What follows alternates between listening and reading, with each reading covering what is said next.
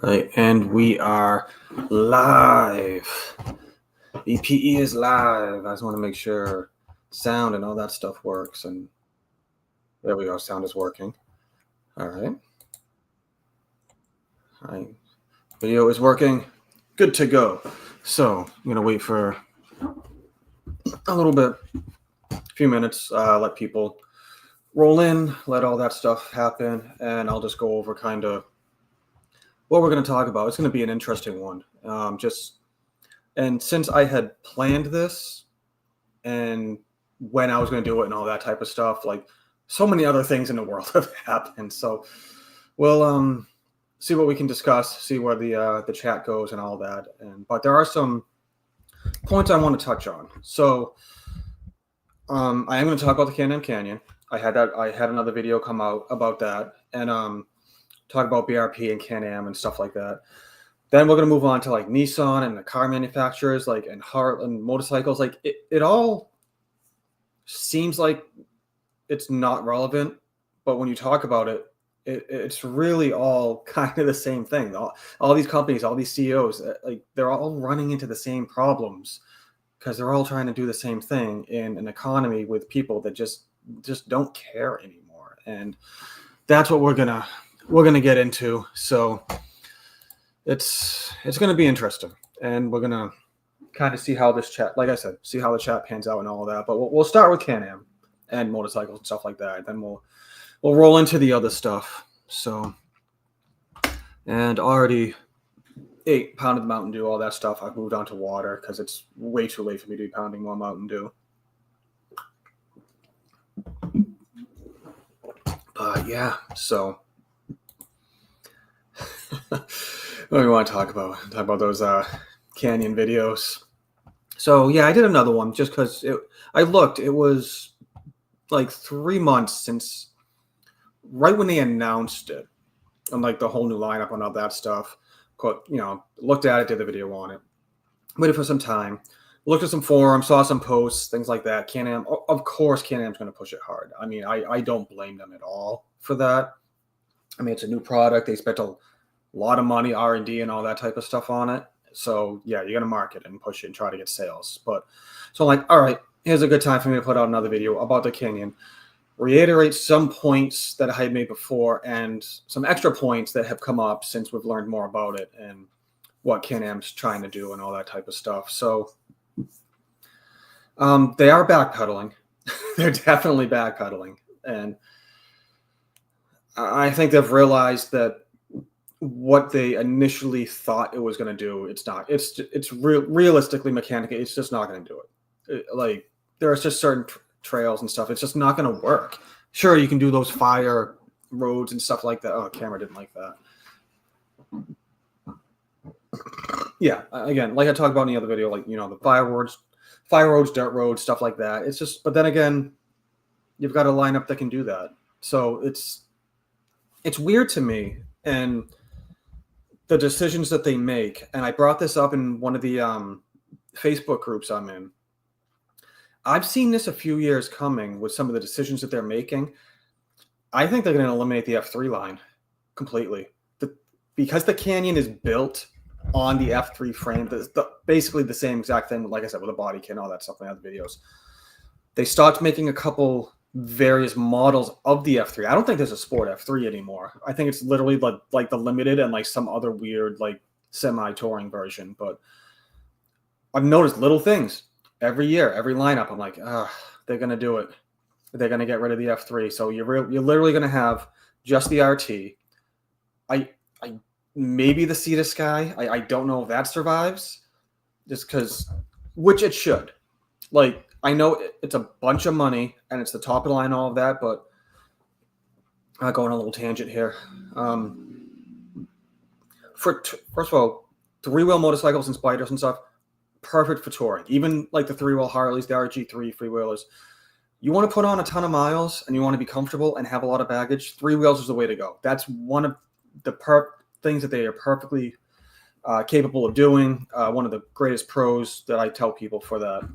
So I don't think I don't think Can-Am should get rid of the Sea to Sky. I think they need to find a way of putting all those options in a cheaper package somehow. But I don't. I think they need that for their flagship touring machine. And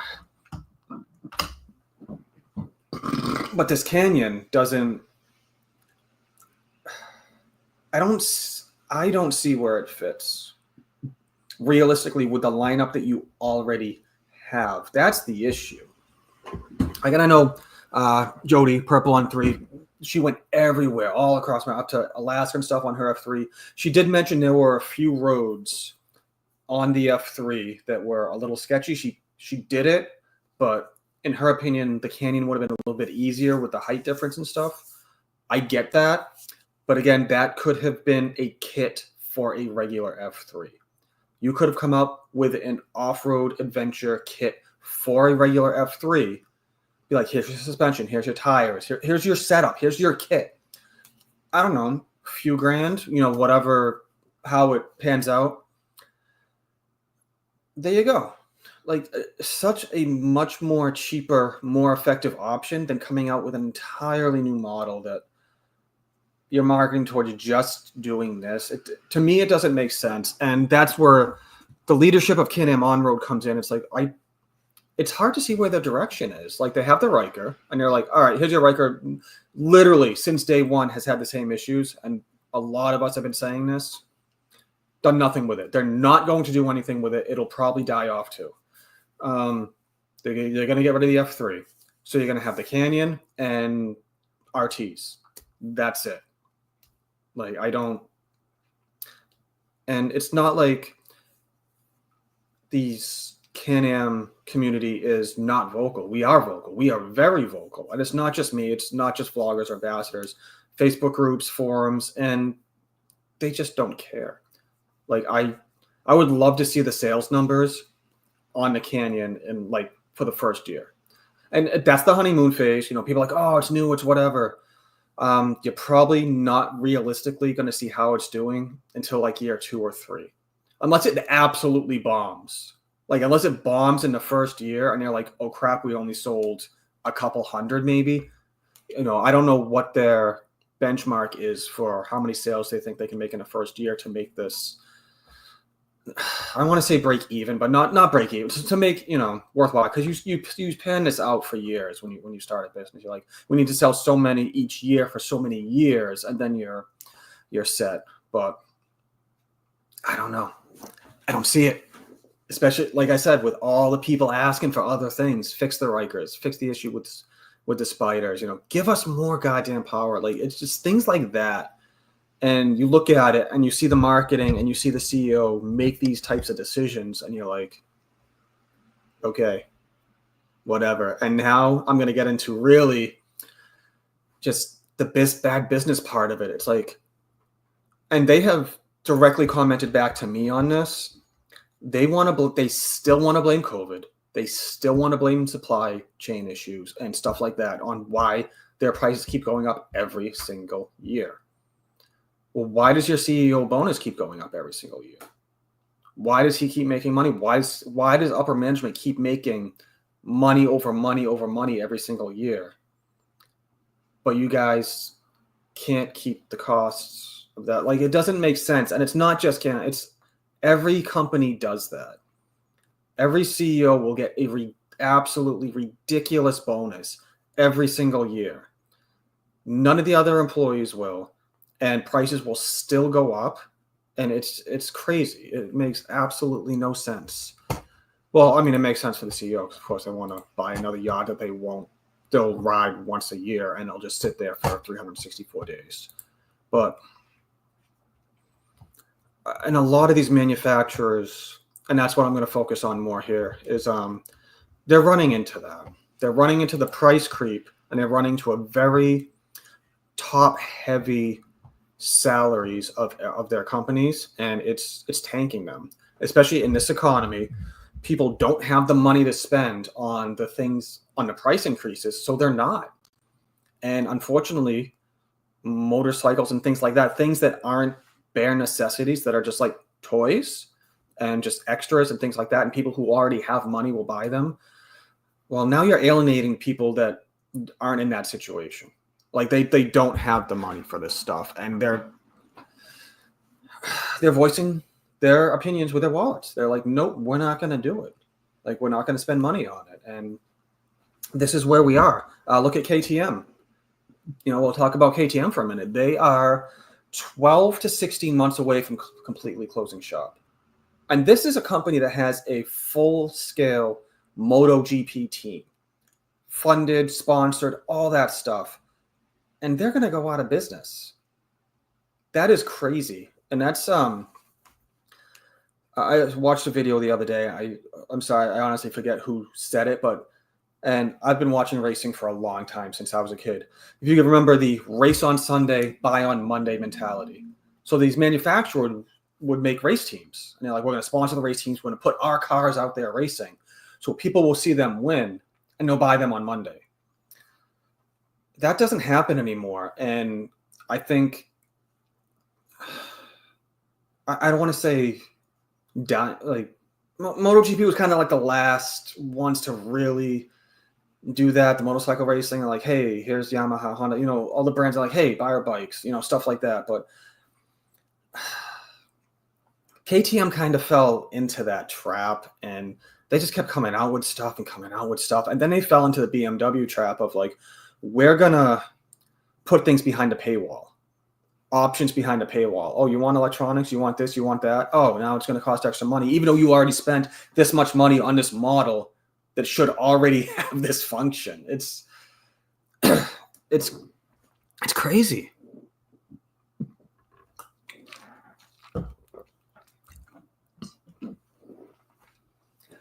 And again, that's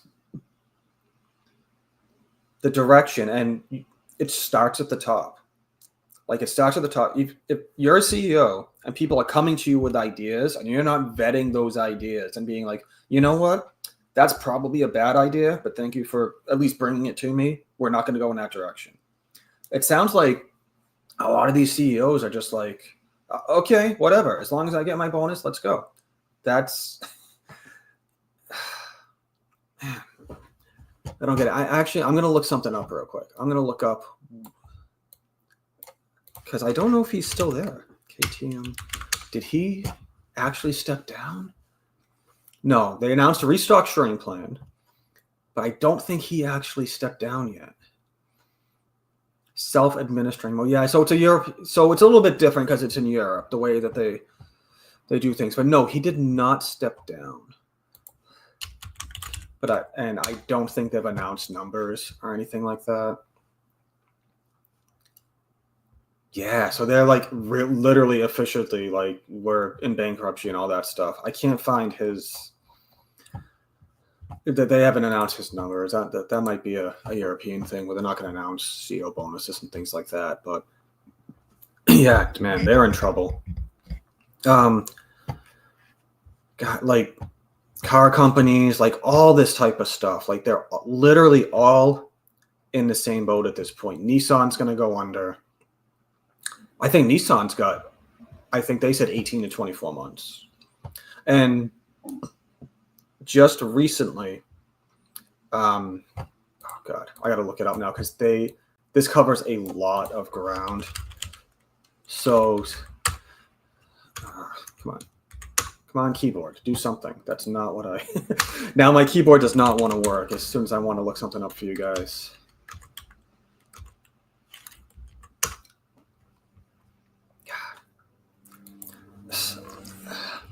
Stellantis, it's a bigger company, bought out so many other brands. So here are the brands. Fiat. Oh, let me start at the top. Arbath, Alfa Romeo, Chrysler, Citroen, Dodge, DS Motorbales, Fiat, Jeep, Lancia. Maserati, there's more. Opel, Peugeot, Ram, Vauxhall. That's a lot. Now, in America, that affects this Alfa Romeo in America.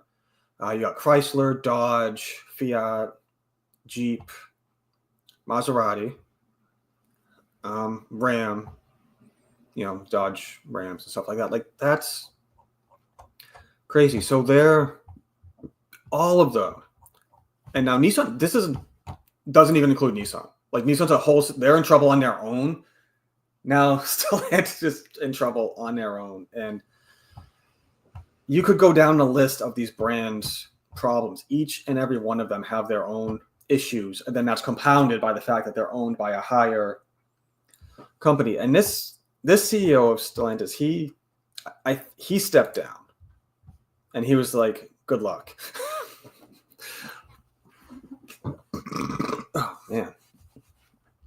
But, so he stepped down, said, look, they already paid him. Now I need to look this up because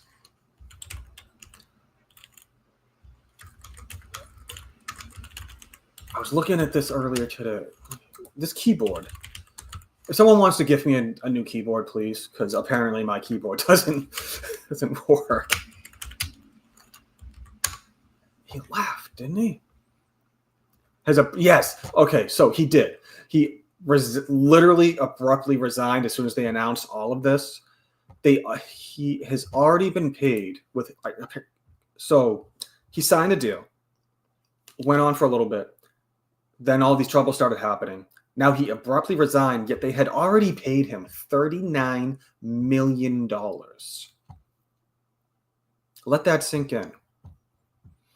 Of an already sinking ship. Whoever decided this was a great idea paid this guy $39 million and he walked away. And all these other car companies are in trouble. Like, if you add it up, they're billions of dollars in the hole, but still, you paid one guy. And he's not, like, he did nothing. He literally tanked you and you paid him $39 million. That's absolutely nuts. I'm trying to find the exact details on it here.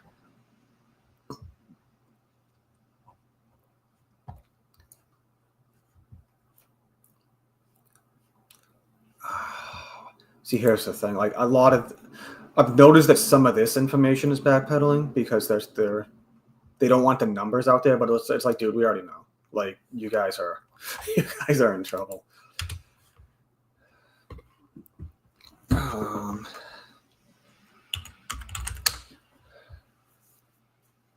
This is what I wanted. So apparently Stellantis had again, they all have board of directors and stuff like that. Like, that's the problem too. Having a board and stockholders is the absolute dirt worst things for companies now, because they don't give a crap about the product, the employees, anything. All they care about is their money. And I'm running into that very similarly with the company that I'm working for through IT, because we're owned by a larger company. And the sweeping changes we're making is because of stocks and stockholders and a board. There you go. So now you're going to have all these other companies under you spend all this money to literally go sideways and laterally. Nothing will directly increase sales, but only increase costs to the company.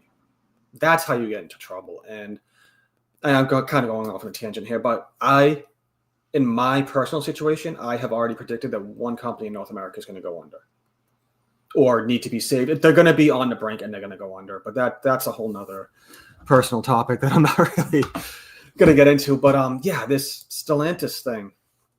So their board or whatever decided to give this guy a 56% pay raise that ends up putting him at like exactly.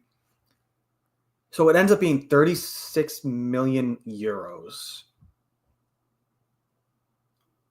Like, so imagine, so that's what that guy got. So imagine what the board and the stockholders got. Like, it's nuts. And then they're sitting there trying to cry poor and be like, oh, our company's going under. It's like, dude, you literally did it. You are the one doing it. You know, it's like being a captain of a ship and poking holes in your ship and then blaming your crew. Like, why is my ship sinking, guys? What are you doing? It's your fault. Like, it makes no sense.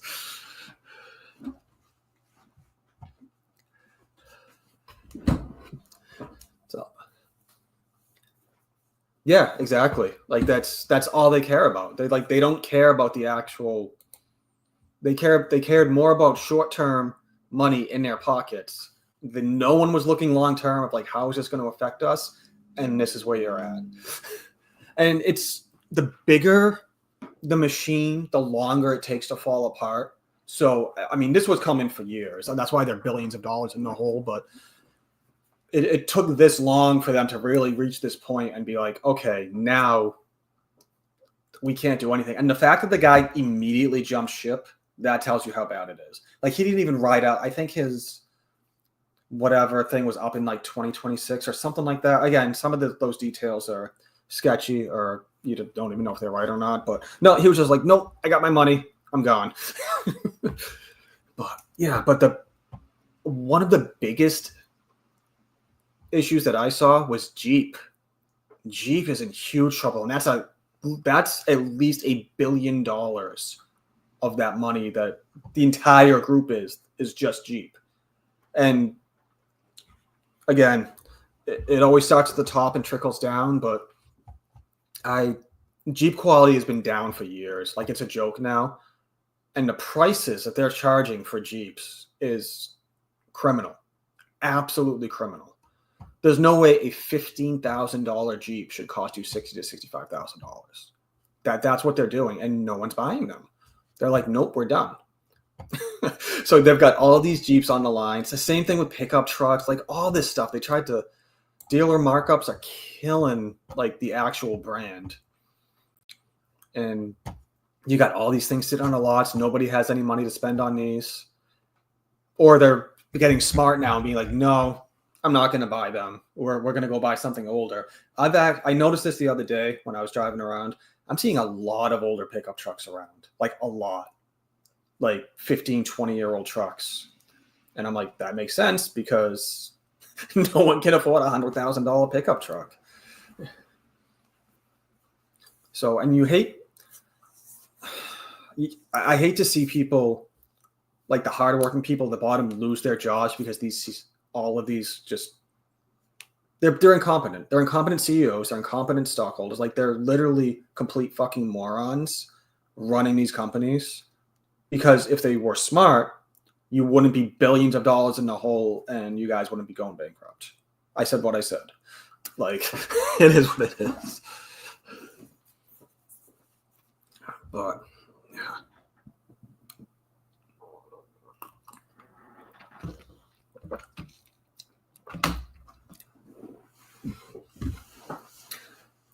No one has, like, I think there's absolutely abysmal sales on that 4XE. Like, I don't think they've sold nearly enough to even be close to breaking even. Like, they're just sitting there.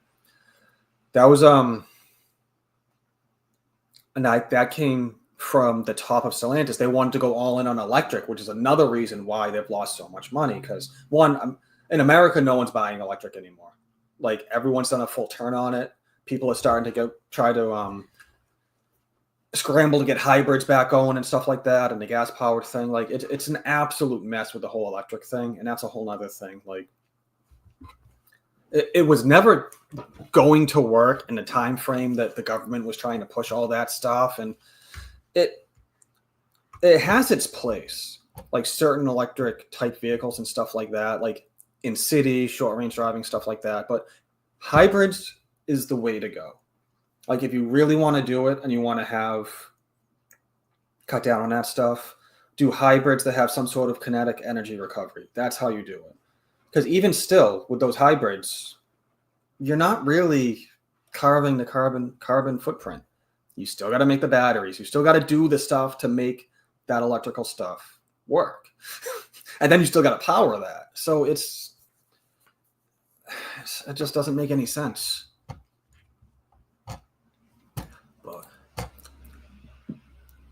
And I see people hopping in and out of the thing. Cool. Yeah, if you're watching and you can chat. If you can't, it's totally cool. I know some people don't have accounts to pop in and say hello in a chat and stuff. That's totally cool. But I appreciate everybody just pop in and just listen to me ramble about stuff.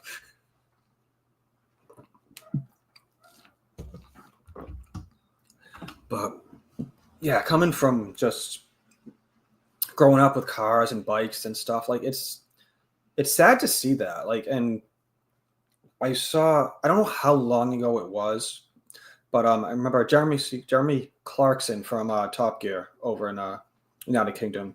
He made a comment saying why he stops doing Top Gear is because he was being pushed to review more electric cars, and he basically said, "I don't want to. Like, there's no reason. They're boring. They're all the same. I'm not doing it." So, and he kind of said that too about a lot of the newer gas powered cars coming out. He's like, everything is the same.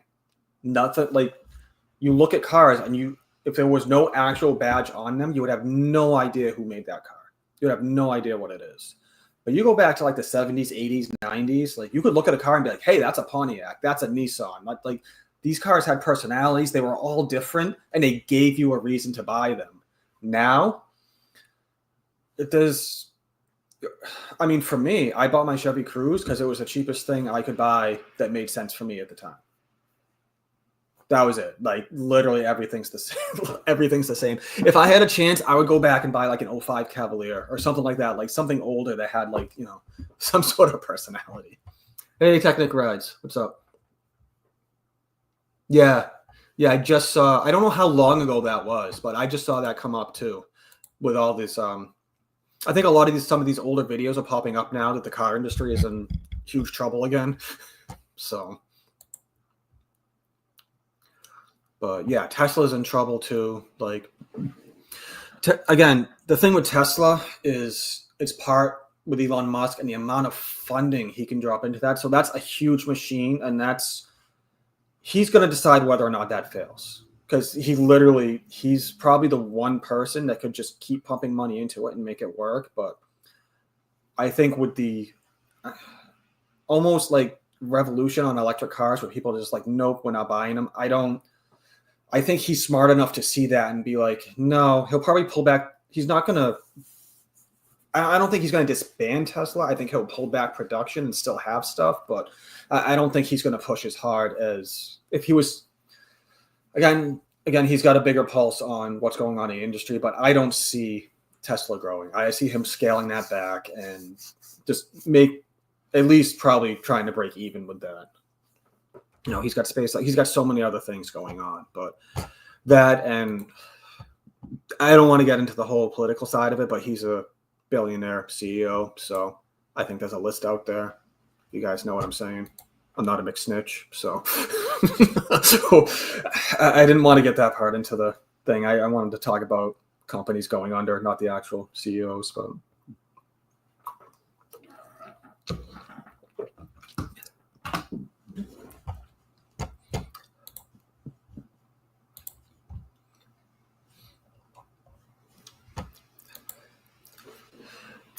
yeah, Nissan is the surprising one. But if you look at it, and especially in America, what they were doing, like they lost it. They lost their identity and their personality in America. Everything is the same. Like back in the early 2000s, you would look at a Nissan Sentra SER and be like, that's a cool car. Like I've driven them, and yeah, sure, it's a Sentra, but it had a kit on it, and they gave that car an identity, a base, entry level type car, Sentra. Hey, let's make a sports version of it. Call it the SER. Give it a 6-speed. Bump it up a little. Give it something that's worth the price tag they were spending on it. And they sold. They were great cars. I saw a ton of them around. Saw them at the dragway. Out on car meets and stuff. They sold. And then you got stuff like there's the Zs, the 300Zs, 350Zs, stuff like that. It's like, what is it? It's the 360 now. I think what are they trying to sell? I got to look it up now. I think they're trying to sell it for over 60 grand. Like, hold on. Now I got to look up Nissan's website and see what they're selling stuff for, because that's absurd. Nissan USA. So you go to their website.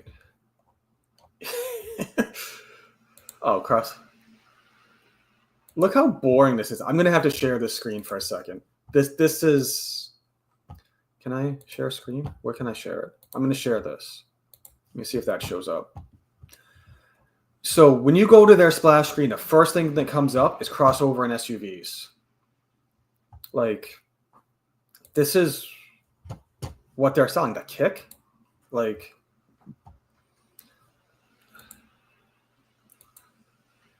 so that's 37 grand. That's 39 grand. Murano's 38 grand. The Armada is 56 grand without even getting into it. The Rogue, like literally one of your base model SUVs, is now 29 grand. That's crazy. You're asking someone to buy a brand new Nissan Rogue for 29 grand. I bought a 2-year-old Alfa Romeo SUV for less than that money. That's crazy. You go to cars, like, okay, we have the Ultima. There's no Maxima. The Maxima is gone. Like, this is what I mean. Like, here's the Sentra. What are they selling a Sentra for? 21 grand. A Sentra, like, it's absolutely nuts. Sports cars. This is what I wanted to look at. So the Z starts at 42 grand. No one's paying that. No one is paying 42 grand for a Z. Like, that's a $25,000 car easy base model. Like, there's no, and GTR, supercar, whatever. That's, but even still, I remember when they came out, they were like 70 grand. They were less than 100 grand, and now they've moved up to like 121,000. It's nuts. The price creep is destroying these. Subaru is another one. Like, Subaru got crazy. I was in the Subaru scene for a while. I had a 08 WRX. I did a full STI swap on it with the 6-speed and all that. Some kid offered me stupid money to sell it. So I ended up making money on it, even on the build and everything like that. Paid off the other car that I had and still had cash. And then, like, that was used. That wasn't even new. So at the time, like, Subaru started getting popular and all of that. If I had held on to that car probably for another year or two, I probably would have made double the money. But I was like, whatever. At the time, I'm like, hey, that's awesome money. But new, I would never. Subaru's off my list. Like, it's for what it is. People want to sell these old mid-2000 STIs for 30 grand with 250,000 miles on them. No, like, no one's paying that.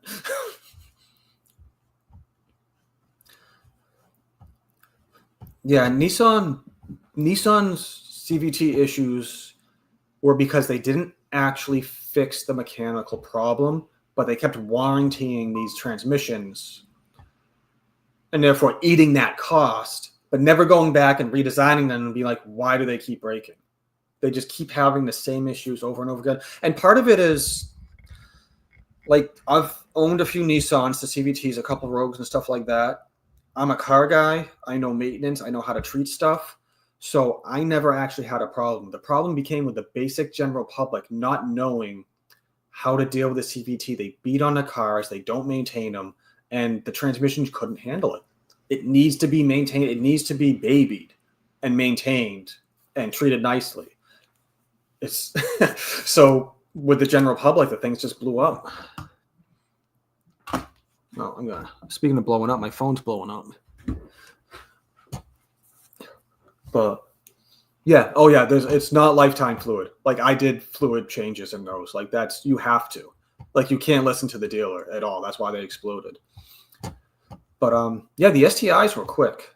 Like, I did that STI swap, and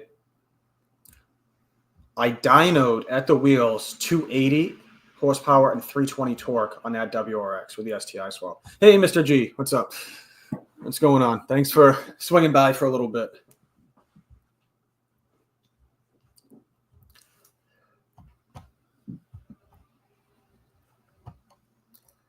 But yeah, CVTs are interesting because it's not.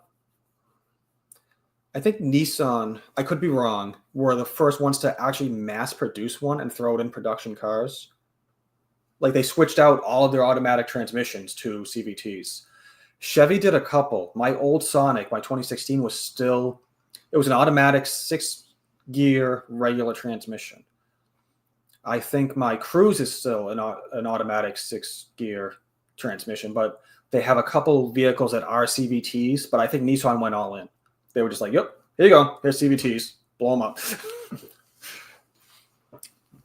And they tried, like, even my I had an '05 Cobalt. They had an Eaton M62 supercharger on it from the factory, from Chevy, the SS version. They said that supercharger was no maintenance for like 100,000 miles. It's a sports car that we're going to race, that we're going to beat on and increase heat. No, that's no.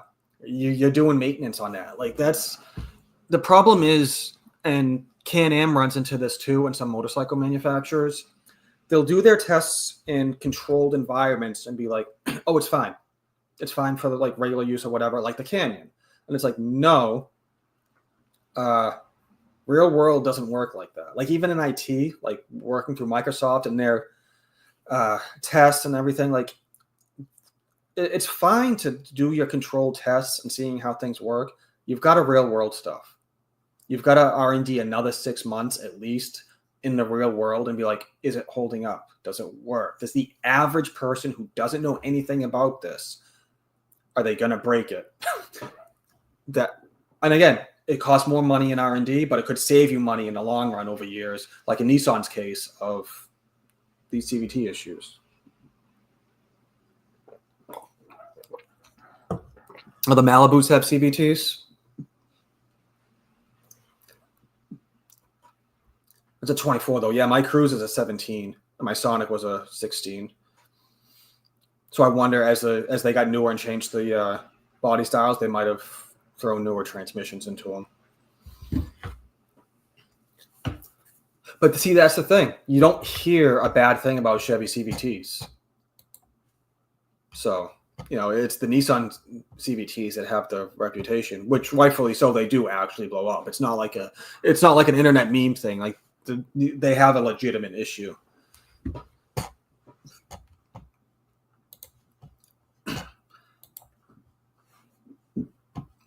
That's similar to if you go into the keep talking about CVTs, the Can-Am Ryker is a CVT, which is similar to a lot of the Can-Am snowmobiles, off-road stuff, the side-by-sides, you know, all that type of stuff. They all use the same clutching CVT type transmission and all of that.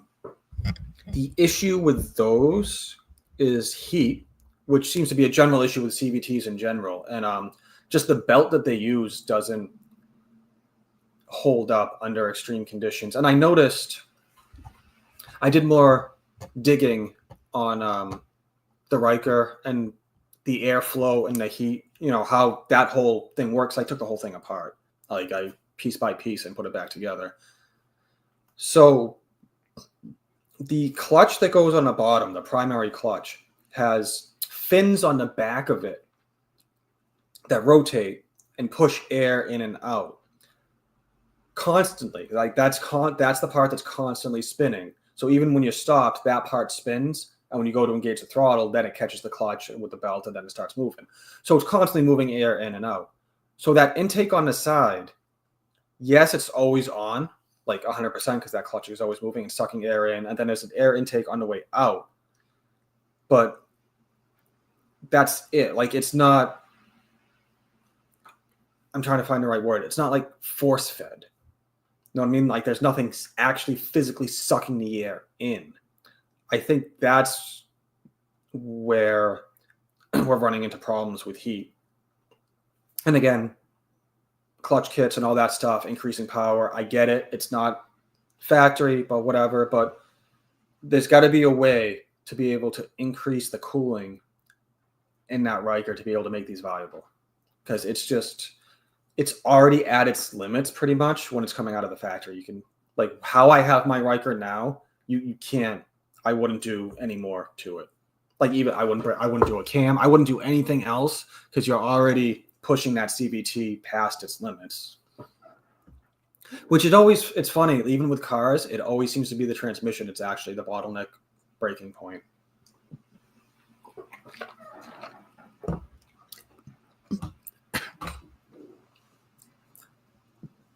Because even the you guys don't hear anything about turbo kits for Rykers anymore. Like they were that company was pushing them hard. They gave them out to a bunch of YouTubers, and over that, they blew up and then gone. And again, that had nothing. They did nothing to the clutching. They did nothing, all of that. They just threw a turbo on with more power, and the engine was like, nope. Now, I don't think it was. I think it was the turbo and the tune and the lack of fuel. I think, again, I just think they slapped a kit together for like $1,800, $2,000, and said, "Here you go, make more power in your Riker, made them money and left." Like, I don't.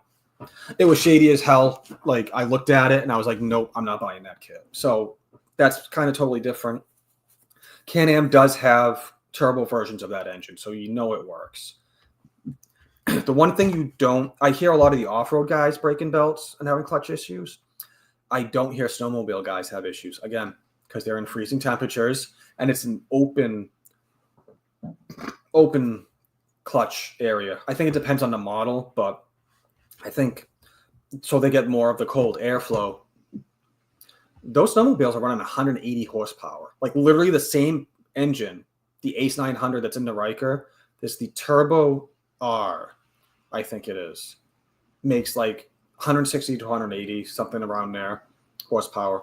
No issues. Stock belts, like from the factory. Like, you could do that with the Riker. But again, is cooling going to be an issue?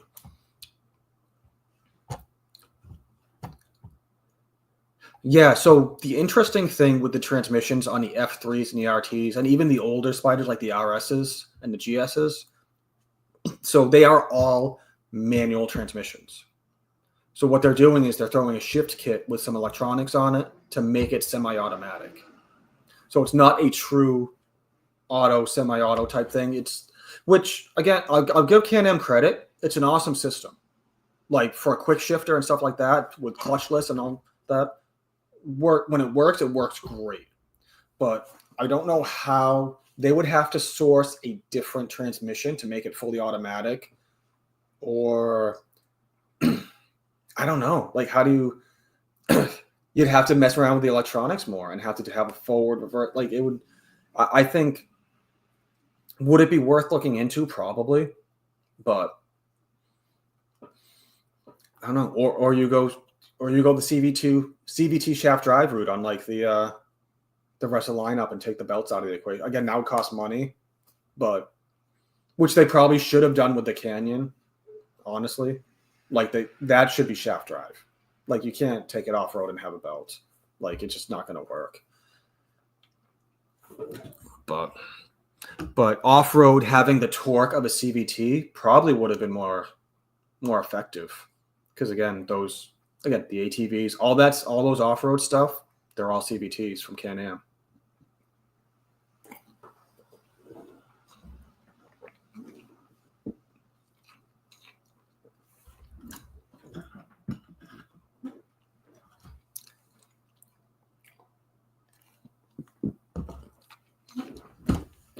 Yeah, when I test rode the F3 Limited a couple years back, I was very surprised of how the 1330 and that 6-speed transmission shifted. It was very smooth.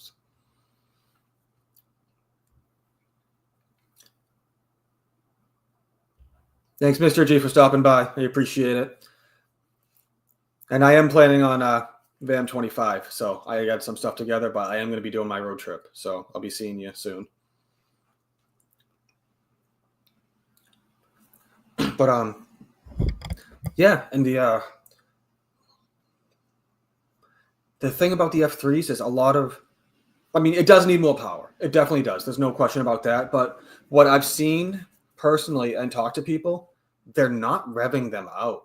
Like, those things will rev to $8,000 and they're not doing it. I'm like, dude, rev it to $8,000.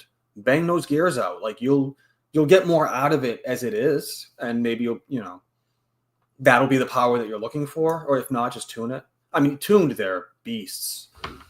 Like, a tuned F3 would definitely, even with the weight difference, I think it might beat the Riker. Like, I don't know, it would be close. I would be a little scared, a little bit. Now, if I had the clutch kit in the Riker, no question, the Riker would win. But stock for stock, yeah, as the Riker sits tuned, stock clutching, tuned F3. That I don't know. That could be up to the rider. Yeah. Hey, Smyrna Cowboy. What's up? Just yeah, that's one of the biggest complaints, and even like uh Bob, one of their ambassadors, called them out several times on that. Like, why is this belt driven? And BRP is saying, oh, it's cost. Well, no one's going to buy it, or they're going to have issues, and it's going to end up in your dealers for repairs. Like, you've got that giant rear sprocket on it because the sprockets are so big just for the acceleration on these and the gearing. There's no, it's like, if you look at it, it's an F3 frame. There's no real protection for the sprocket. Like, and it's one wheel, so that could slide off a rock, and you bend that sprocket, hit that belt, and you're out in the off-road somewhere, you're done. Like this, Bobby Ambassador did a whole video. I watched the whole 30-minute video on it. He basically said, if I get a Canyon, I'm going to buy an extra belt, and I'm going to have to bring the belt and all the tools with me if I go off-roading. And because he's like, who knows? If you break a belt, you're out of luck. But then he mentioned the sprocket thing. He goes, well, if that's been, you're absolutely like, you can't. That's not something you can fix, in the woods in a trail somewhere. It's like you're done. You're gonna try to get that towed out of there.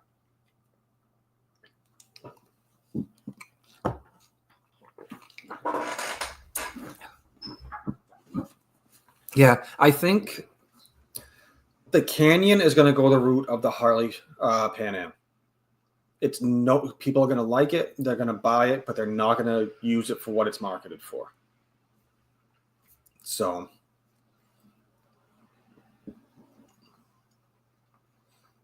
and again, it's just like I said earlier, I think the Canyon should have just been a kit for the F3. Like, it should have been like, hey, here's, so what are you talking? Like suspension, tires, maybe the skid plates, for that. Call it like a $4 or $5 grand kit. I think people would pay that. Like, hey, here's your Spider F3. Like, you could even put it as an add-on at a dealership. Be like, hey, do you want an off-road version of this F3 for an extra $4 something grand? We'll give you this, suspension, tires, kit, all of this. Boom. Now you've got a modified F3. It's the same thing. There's nothing else between it. Between that, the body kit, tires, suspension. Those are the three biggest things that are different. Everything else is the same. Yeah, I was generally surprised that he became an ambassador.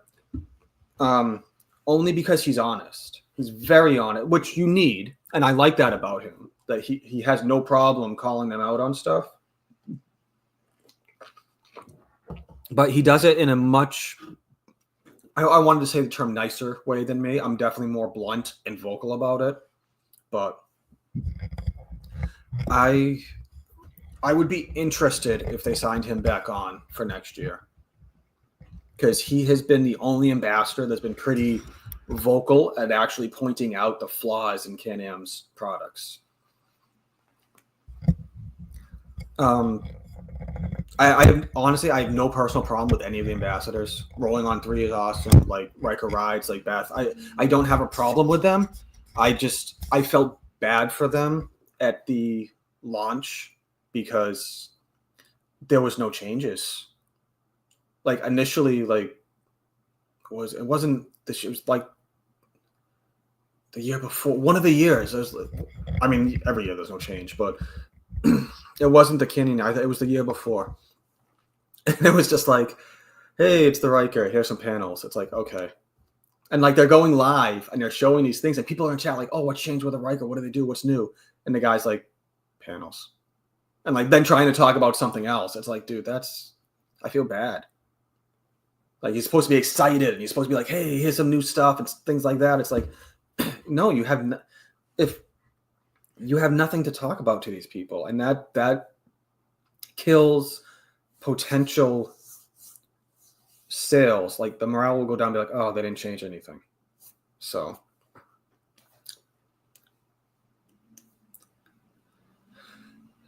yeah, I mean, I get the backup camera a little bit. Like it's a bike. There's been probably one occasion where I've actually had trouble looking back, and because I had someone on the back, but I don't know.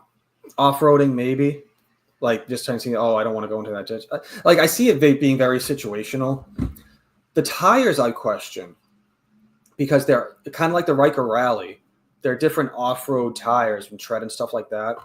The tires for the Riker Rally last less than they do on the sport and regular models because they're not made for pavement. So, and I've done comparisons, like the grip is worse on pavement with the Riker Rally. But again, you throw that on dirt, like vice versa. Like, it's just, they're built for different things. I'm very interested in how long those tires last on the Canyon. Because, again, people can take them on road trips. They're going to do a few 100-mile, they could do a few 1,000-mile road trip. And again, if they're treaded and made for dirt and not pavement, how are they going to wear out? Like, it's a lot of what ifs there. And again, this is something Can-Am should have R&D'd. What they should have done was either had some of their test riders or even an ambassador. They should have not really maybe a full-fledged Canyon, but like an F3, not with the full kit, but like, again, with the suspension and the tires on, be like, hey, go test this. Put a few 1,000 miles on it in the real world and see what happens. And again, and the company's going to come back and be like, oh, well, that costs money. It's like, well, you paid your CEO a $3 million bonus. So take that CEO's $3 million bonus and put it back into R&D and pay your test riders. Like, that's where it circles back around to. It's like, it's the excuses.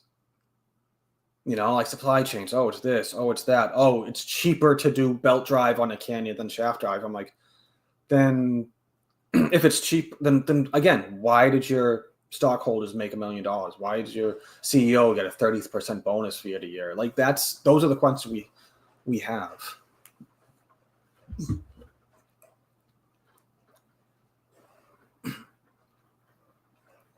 That's what I said. Everyone's like, oh, it's an entry level. It shouldn't get anything. It's basic. You shouldn't expect anything. That's how you get new people. It should be your gateway in. It should be a cheaper model, but it should be exciting. You should have the base, and I have the sport. I keep saying that there should be a GP version of the Riker where you put that turbo motor, that 140 horsepower turbo ace in that thing, and be like, and you know what? Put the price up to 15, 16, 17,000. I would pay that. And that's reasonable. If it goes over 20, then no. I'd be like, no, you know what? I'm not. But you already have the motors. You already have to deal with Rotex. Like, you have them. They will drop right in. That way you can drop the base. Why? The 600cc Riker is almost 10 grand. That's ridiculous. That thing should be 6 or 7 grand. That's how you get brand new people in.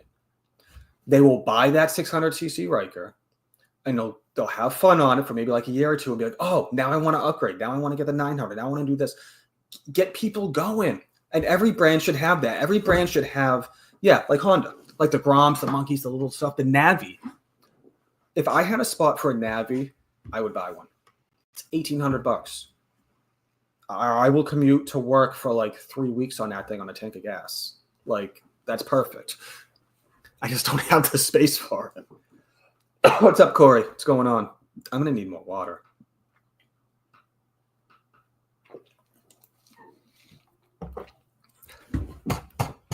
I think that's where, and again, I'm not totally up on KTM's issues on lineups and stuff like that, but they went too far in. They went too far the other way. They're like, no, we're going to do these types of bikes, like luxury sporting bikes that are going to cost this much money, and then you alienate the crowd that got you there. That's where I'm at. Like, you can't ignore the people that got you to where you were, because once you do that, you lose their respect, you lose that segment, you lose that money, and they're not coming back. They'll go to another brand. But like, I have seriously thought about moving to Harley.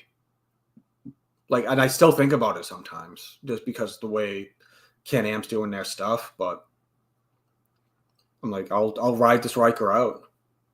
I own it. It's fun and all of that stuff, but we'll kind of see how things pan out. Again, they've done nothing to make me want to buy another one. There's no sense.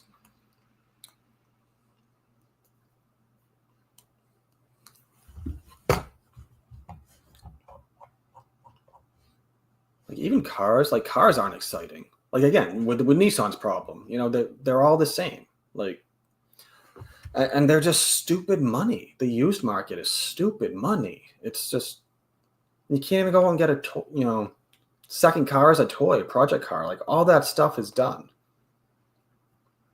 Back in the day, me and my friends would go pick up a Firebird for 500,000, $1,500, mess around with it, and then go sell it again. Like you can't do that anymore. It's just not affordable.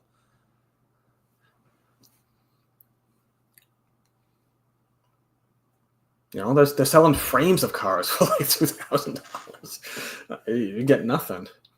Like I feel bad for my son. Like he wants like a car, and he loves cars. He's into tuning and all that stuff. I'm like, I don't know what we're gonna do for you, buddy.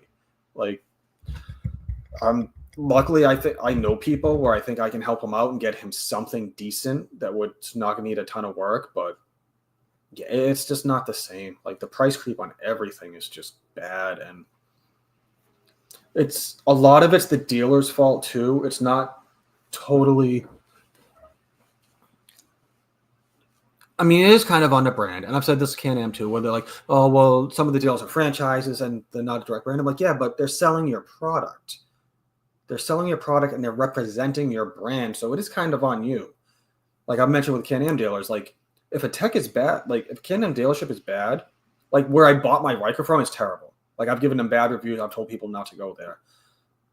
So that's kind of on Can-Am. If they're not looking at that dealer and be like, why are people giving this place bad reviews? Why are they not going here? All this, like, I don't know. I'm just rambling about nothing, but it's the same thing with cars. Like the markup on some of these cars is crazy. Like when the Ford Focus RS was going to come out, I was very interested. I was like, hey, $35,000, $40,000 car, great. The dealers marked those up by like 55, 60, 65,000. I told them to go fuck themselves. Like, I'm not paying that. Like the dealer called me and said, hey, we got your info and all this stuff. Like, we're going to get one in. Here's the cost. I'm like, what happened to the $35,000 one I asked about? They're like, oh, no. This is what they really cost. I'm like, no, it doesn't. Take me off the list. Like, I'm not paying that. And they all ended up having like head gasket issues or something. So with that turbo motor, so that actually saved me from that problem. But yeah, Jeep is in super trouble. I know a couple people with Jeeps, and I know one. Oh, I forget exactly what. I think it's a Renegade. It's a 6-speed Renegade, built off of the Fiat platform, I think. And yeah, she's got all sorts of problems trying to get that thing to get fixed, like correctly. Like they'll fix it and like literally like the sensor will blow. Like the thing won't stay 100% for like more than 2 weeks. Like there's always an issue with it, and she's just not in a situation to dump it or get rid of it and to move it to something else because everything else is so crazy expensive. It's just like you're stuck with what you have and you just got to fix it. Yeah, basically. But and that's why I just went with my whole situation of needing, losing cars and divorce and all this type of stuff. I just had to go with another Chevy with the 1.4 turbo that I know. I'm like, I know this car, I know this motor. Like, I can work on it myself if needed. Like, this is what I need. Just keep it simple. And I got a good deal on it. Like again, knowing someone in the business that's not going to completely screw you definitely helps. But most dealers, they need to make money. But what are you going to do?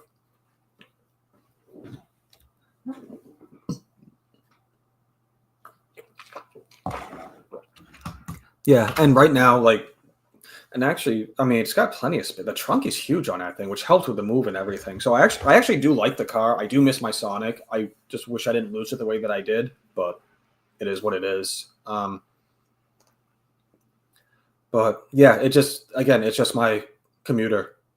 my cage when I got to pick stuff up and do stuff. But yeah, if I spend money or do anything, it's going to be on like a Riker or a bike or something like that. Like that's where my focus is. Like I want something nice to ride because that's where when it's nice out, I'm riding.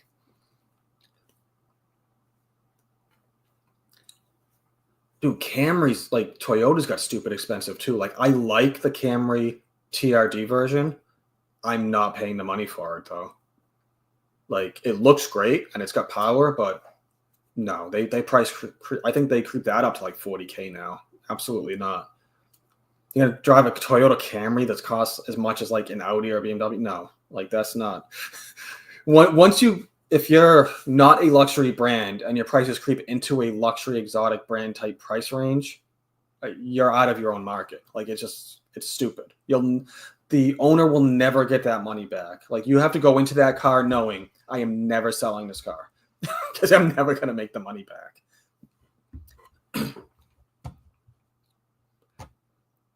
Yeah, Mazda's doing pretty good.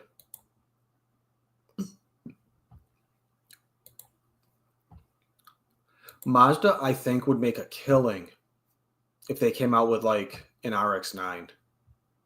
Doesn't have to be rotary, but I think if they came out with something that was similar to the RX-7, sporty, I think they would make sales.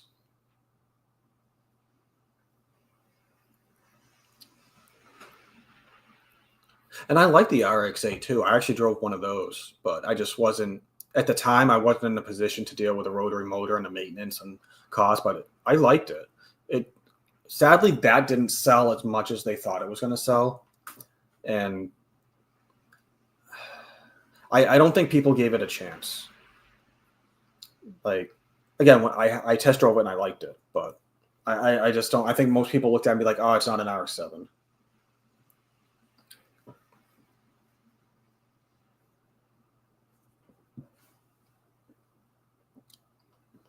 Yeah, and that's why I mentioned like earlier in the video when I was talking about Stellantis and like prices and like Alfa Romeo and stuff like that. Which that's again, Alfa Romeo is a sore point with being in divorce and everything. But I bought that a 2-year-old Alfa Romeo for less than what Nissan is selling some of their SUVs for. It's nuts. It's absolutely nuts the way prices are now. You really have to look and be like, all right, what am I looking for? What do I want? Unless you want something with 0 miles. See, that's what I've argued about the Riker too. And I've told people like buy used. Unless you want something brand new, 0 miles straight from the factory, and you want to spend that money, great. If not, and you want to save money, just buy used. At this point with technology and like engine technology and stuff, as long as it's been somewhat maintained, who cares? I bought that Cruise with 20-something thousand miles on it. I don't care. Yeah, I think that was the problem with the RX-8. I don't. The crowd had changed, and people weren't really educated on rotaries, and I think that's what happened. They were like, "Oh, like I had to do all this maintenance and all this." And again, that's why I didn't go with it because I knew that going into it. I'm like, I'm not. There's no way I'm going to be able to do this. So that's why I didn't pull the trigger on one. But yeah, I think people got themselves in troubles with those, and word of mouth got around, and the reputation came in, and they were like, nope. I don't even know how many years they made those. I need to look that up now. I feel like they didn't make them for that many years.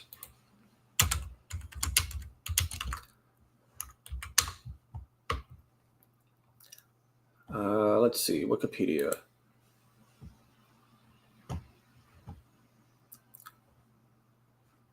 Okay, I'm talking America, not Japan, because in Japan they made them from 2003 to 2012. But when did they come into America?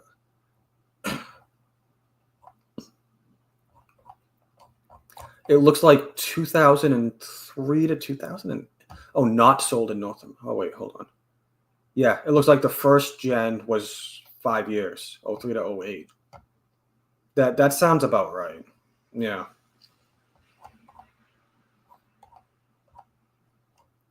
Yeah, after that, I think they just sold the rest of them in Japan till 2012,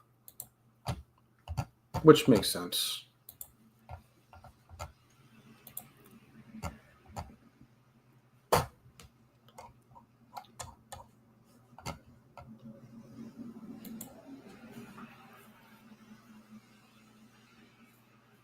But yeah, Mazda though, like they're out of all of them, they're doing the best. And I have Hyundai, whatever Korean cars.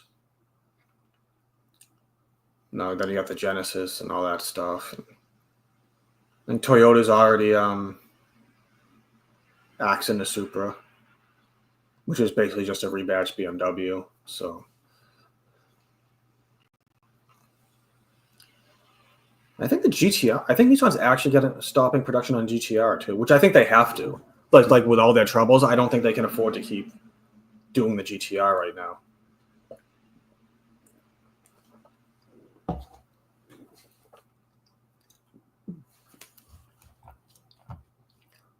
But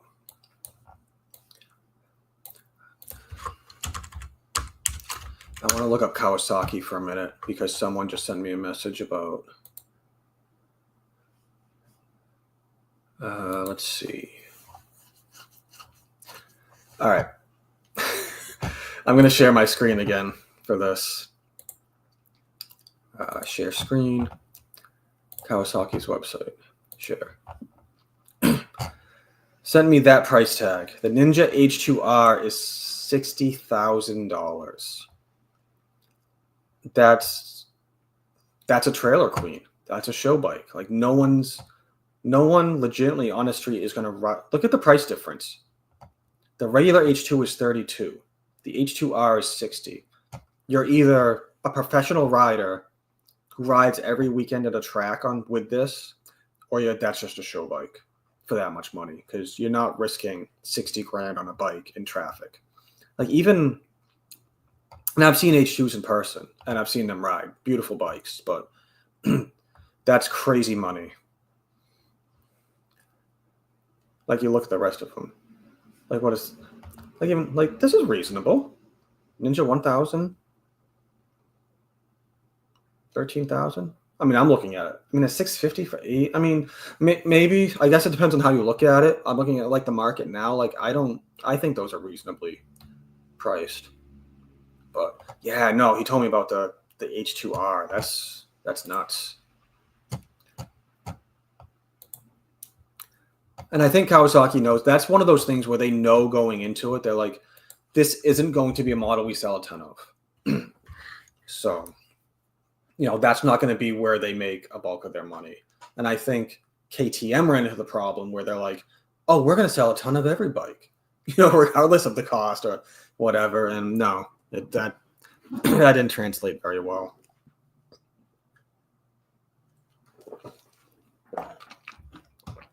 I'm glad I actually brought water with me. I don't know why it's dry in here. It's actually, so it's December, right?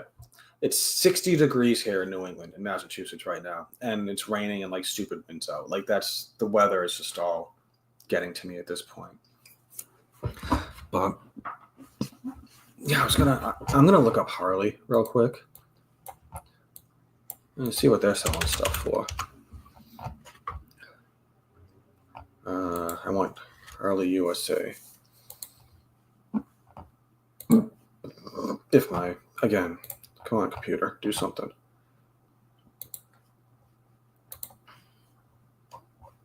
All right, their website's not super great. All right, now I got it. 2024 motorcycles.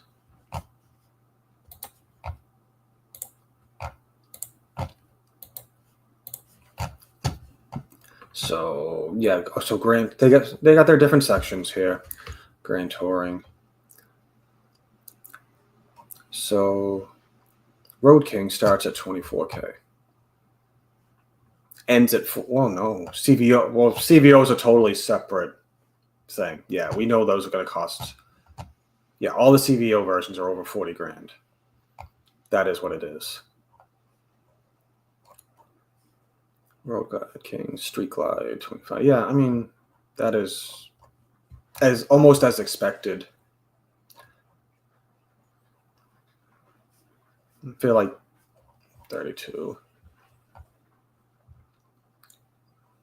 Soft hill lower. So I feel like I feel like the lowrider S is a little high, but again, it's Harley. You pay the Harley tax.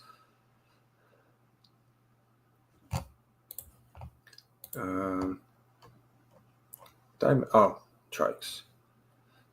Yeah.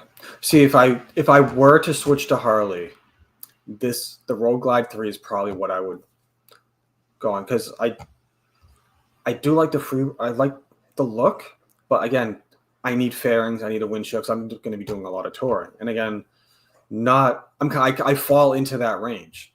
I fall into the range where I'm not always going to be out. I don't need the huge tow bar. I don't need all of that. I just need this, a little bit of space, and a way to strap bags on it, and that would be it. $34,000. Like, just, I think, doesn't that cost money for like colors or something, like black? Yeah, something like that. But yeah, so and then I'd have to justify paying that and all of that. But then you get you get the dealer network and stuff like that. And people, if it breaks down somewhere, I know there's going to be a Harley dealership somewhere, and it's going to be parts. I'm still going back and forth with that, but that's a big upfront cost to justify right now. But I'm still good with the Riker, and that's what I'm going to feel out next year in 2025 is going to be like, I'm definitely doing van. I'm definitely going to be making that trip. I want to plan at least 2 more trips. I don't know if it's going to pan out. I don't know. I want to go somewhere in April, but I think the weather's still going to be too shitty for me. I'd have to go south. I have to find a place to go. And then probably September-ish, I want to do another trip. So I'll see how that pans out with the Riker and all that stuff. If I find myself doing longer and longer trips and more often, I'm definitely going to have to think about getting something else. Because it's not that the Riker's not comfortable. I could spend $1,000 and get the tour pack kit. I would get a lot more storage and luggage and stuff like that, which would help. But it's the maintenance on it, just the dealer network. Like, I don't want to be somewhere traveling. Like, let's say I go out in West Virginia somewhere. Where's there going to be a dealer in West Virginia?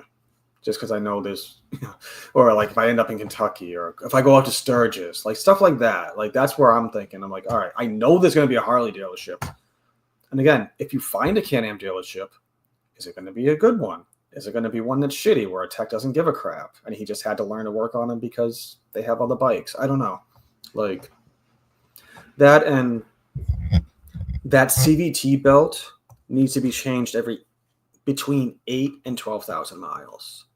So, like, if I left here where I'm in Massachusetts and did a whole trip to Sturgis and back, I'd have to do the belt probably before and probably after, just because that's a ton of miles. So again, there's the maintenance cost, and I mean, you got to do maintenance to other bikes and stuff like that too. But yeah, it's just, you got to think about that cost as well. Yeah, that's another thing. Like, so the local dealership right now, if you want to go in for like an oil change, the bike is sitting there for 2 or 3 weeks. Like, if you're on a road trip and you came here with a Can-Am and tried to and it's a platinum dealership, and you tried to go there and be like, hey, I'm on a road trip. Can you guys get me in for an oil change? Can you imagine being told, oh, I'm sorry, you're going to have to sit here for 3 weeks? That's ridiculous. But yeah, that's another thing that would steer me more towards getting a Harley.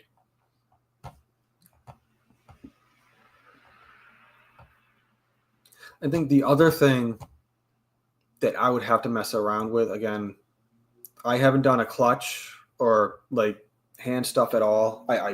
I'm getting onsets of arthritis and stuff. I think that would just be getting used to that and test riding and like, is this still viable for me to do it? I don't think it would be a huge deal because at that point, like, I'm not racing the Harley. I'm not doing anything. I want to cruise on it and go on road trips and stuff. So in the next few years, that's probably going to be more of my focus, is just longer day trips and trying to plan out more road trips.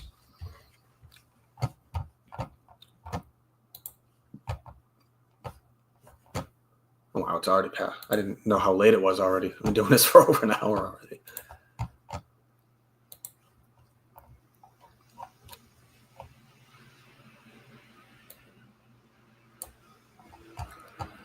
Yeah, so, yeah, businesses, money.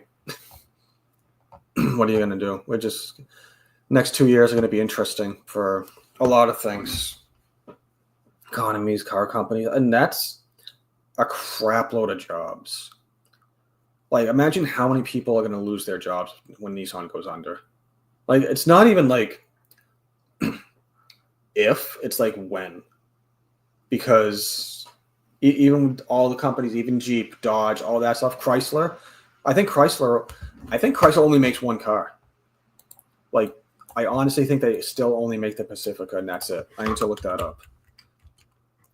And Chrysler dealers. No, I don't want to look at a specific dealer. I just want to see what they have. Oh, and they have the 300. Yeah, but yeah. Yeah, they literally only make the Pacifica, the Voyager, and the 300. That's it. They're gonna go under. There's no way we're gonna see Chrysler in 2026.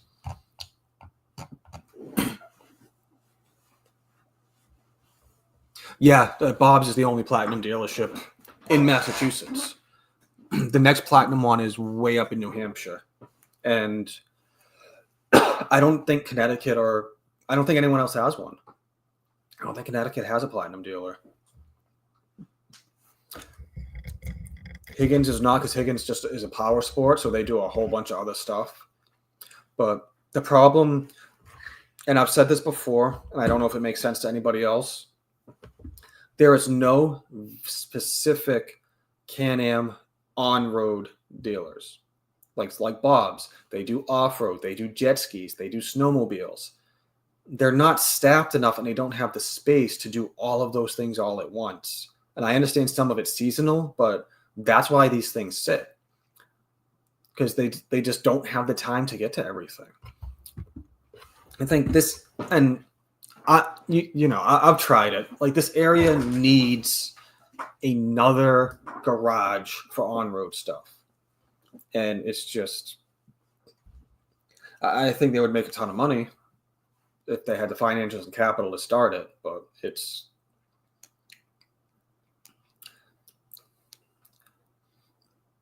I think it would have to be the opposite. Like, we do Spiders, we do Rikers, and we'll take in other bikes. Instead of, we do other bikes, but yeah, we'll take in Can-Am too. That was the problem I had with the dealer I bought the Riker from, and they had just got bought out from Moms. So they were an independent dealer. They had bought out from Moms. I don't know what their deal with Can-Am was or is, but they knew nothing about it. They knew nothing about the Riker at all. Like they couldn't even open the glove box for me. They had no idea how to. I'm like, and again, they built it wrong. Like, these are the problems you run into when it's not a specifically a BRP Can-Am dealer. These guys don't care and they don't know. You can't go to a Kawasaki dealership and buy a Spider. They don't know. They don't care. The techs don't care to work on them.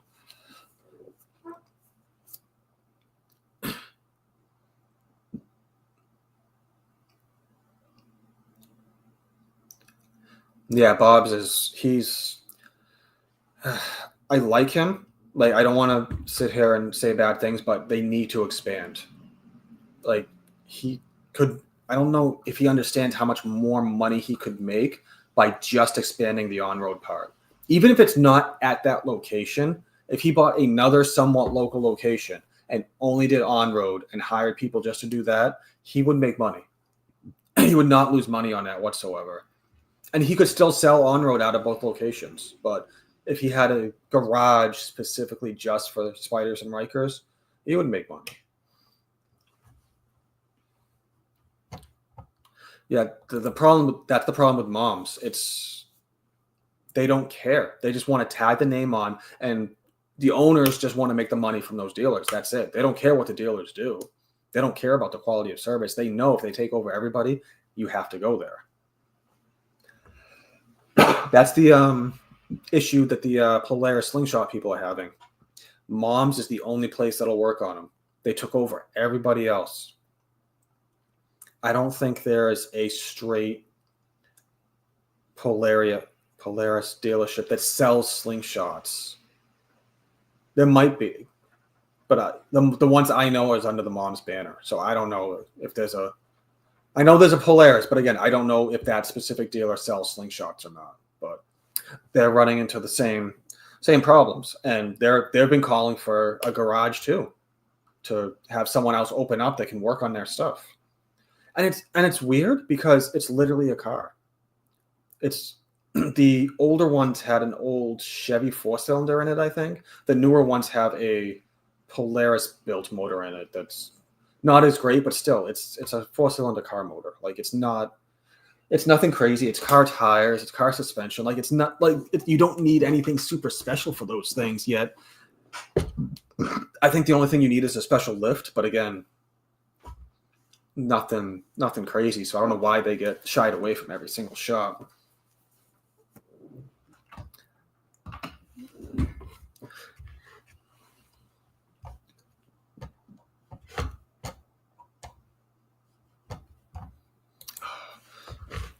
I actually need to grab more water. I'll be right back.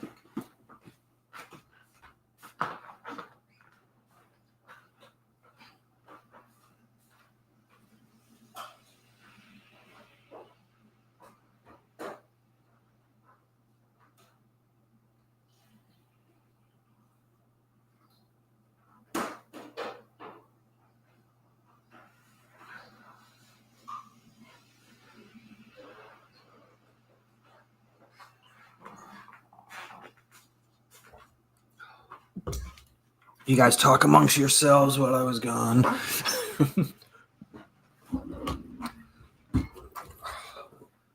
I want to do this before I wrapped up at some point. I want to look at KTM prices. Ready to race in the US. Some models. And they have a bunch. Oh, they got the Expo. So here we go. Let me share the screen. We'll run through KTM's lineup for a little bit. Yeah, so you got your motocross. Look at all the. I mean, no one's buying an electric motocross bike. So here you go. Here's your factory editions. Because again, they have professional teams and stuff like that. Cross country, electric, travel, supermoto. Naked bikes, yeah, the Super Dukes. Those are. I mean, Walterific had one. I think he still has one actually. Super Sports. What are they going for? Do they not put prices on their website? I actually, you know what? That doesn't look bad. They might not put prices on their website.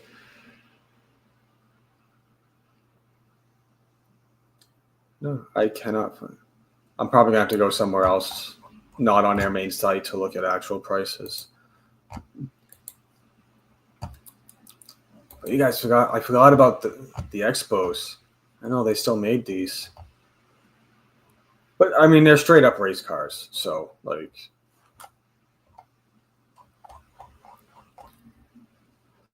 I thought they made a different version, a GTX. That was a GT4 version. Yeah, that's not the version I thought. Unless the one I'm thinking of is super old. Yeah, it's got to be super old because these aren't the ones I remember.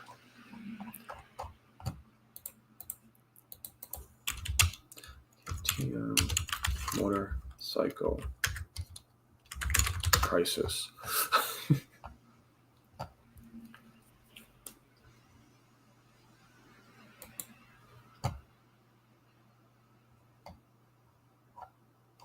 No, nothing.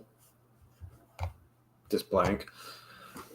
Maybe they stopped putting prices up since they had issues.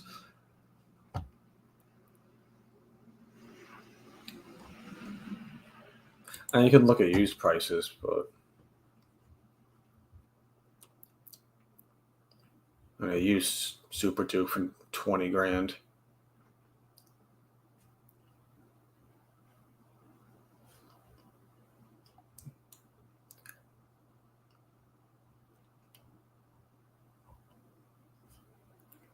Oh, these are new for 12 grand. Again, dirt bikes. Like,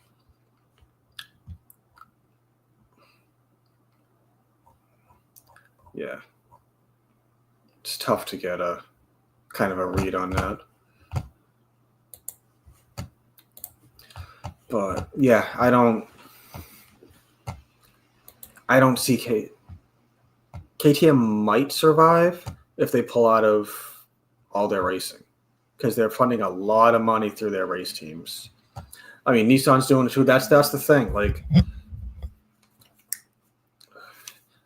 they have all this money kind of spread out everywhere through sponsorships and deals and racing groups and stuff like that. Like, they're gonna have to pull out of those. Well, what are you gonna do? And it's interesting that I heard someone say this online. We are going to see Nissan go under before Mitsubishi.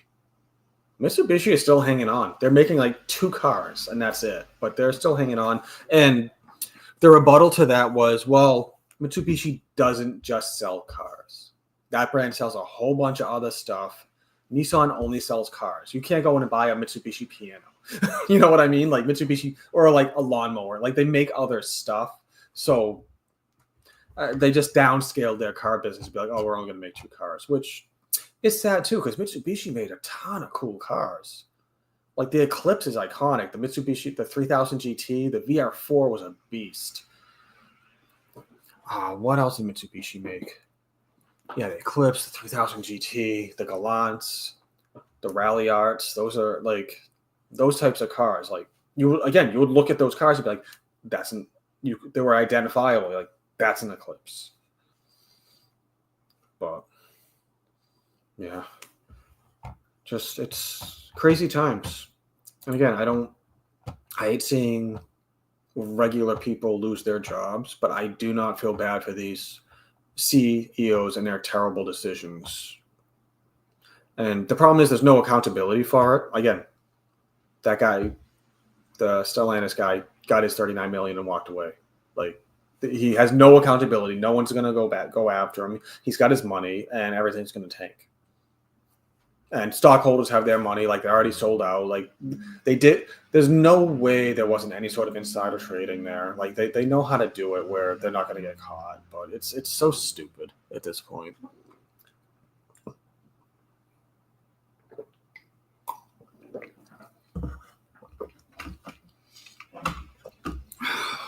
But yeah, so that's it. That's my rant on stuff.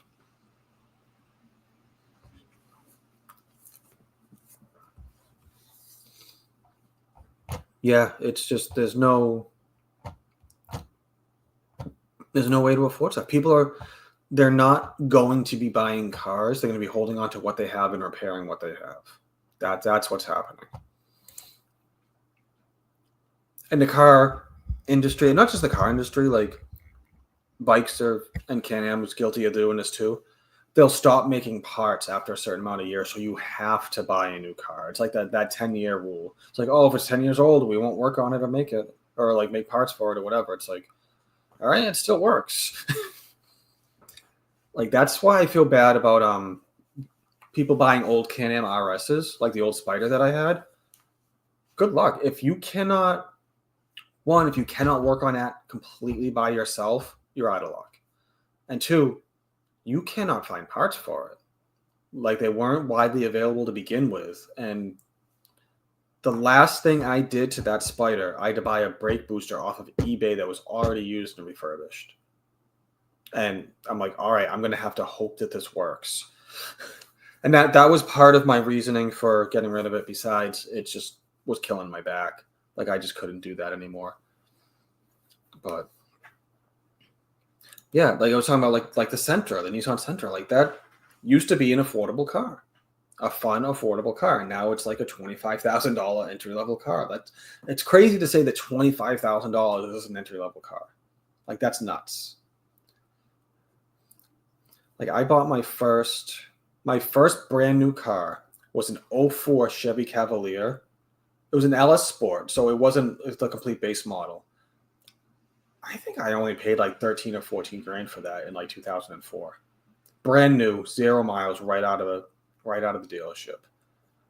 And again, that wasn't the base model. The base model was under 10 grand. I'm like, no, I want that has the body kit and has all the stuff with it. So, and I would buy that car again. If I saw one, like, they're rare now. Like, if I saw one, I would probably do a dumb thing and buy one. And then find a place to put. I would make things work to buy an LS Sport Cavalier again. But yeah, it's just, again, like my friend with the Jeep, like, people are just stuck with what they have because the price creep. And COVID did have a little something to do with it. Yeah, things were shut down. You couldn't ship things overseas, whatever. But that's done. Like, that excuse was good for valid for like 6 months, maybe 8 months. After that, it's like, all right, get your shit together and, source something else. But because I had trouble sourcing IT stuff, like equipment and stuff like that. After a while, like, I was like, okay, I started gauging out weeks, and then stuff started coming in like literally the same week. I'm like, oh, okay. And then everything was back to normal. So I don't accept the excuse, especially from Can-Am or anybody saying, oh, it costs so much. Oh, we got to source stuff. Like, no, you're just holding on to that gap where you're making the extra money now, and you don't want to lose that extra money and pass the savings off to the customer. And again, so the CEO and the stockholders can get their chunk of it and buy another Ferrari or something.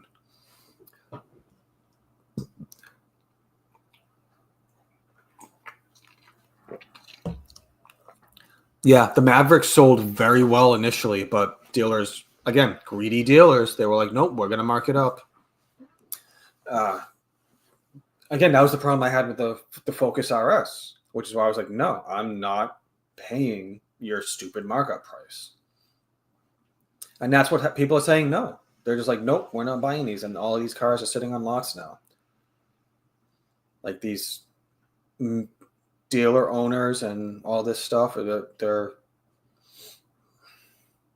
literally losing money just to get, like, I forget the saying, but they're like trying to like spend a dime to save a penny. Like, it's crazy. They're like, oh, I'll sell one car for 60 grand, but they won't sell 3 cars for 20 grand. Like, you see what I mean? Like, it doesn't make sense. They'll watch 3 people walk out where they could have made 20 grand on a car and wait for the one guy that'll come in and pay $65,000 for a car. It's crazy. And when I worked for my friend's dealer, he would never do that. Like, I think only once I saw him let someone walk out because it was totally unreasonable. But normally you're like, no, I need to sell a car. I need to get you into this car. Let's make it work. And that's what you do when you're selling cars. Sometimes you'll eat some on one car and make some on another. Like, it's a give and take. But yeah, there is so much lot rot going on right now. Like, I think we're almost going to see brand new cars in junkyards. Like, there's going to be nothing they can do with them. They're going to sit there and rot, like hundreds of thousands of dollars worth of cars. And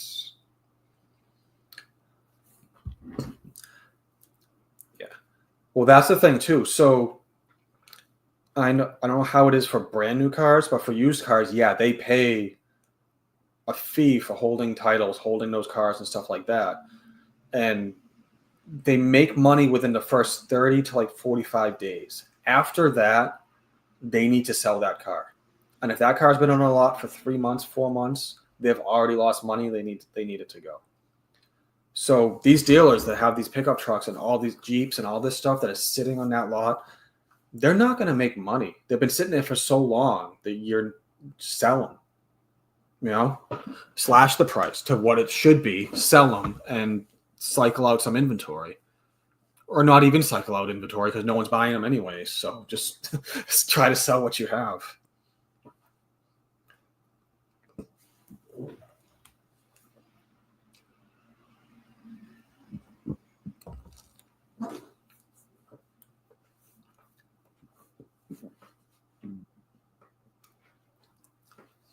Yeah, I think we're gonna see that with we're probably gonna see that with Canyon. And after the honeymoon period is over with the Canyon and the actual real world reviews come out and people try to start using them as they're supposed to be, it's people are gonna be like, yeah, I'm not spending that. Again, you know what? I need to look something up.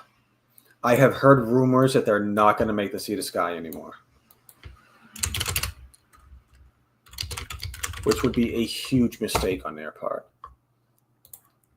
but would not surprise me. All right, I need to look at their lineup real quick. No, I don't want. Oh, let's see. Yeah, we don't care about that.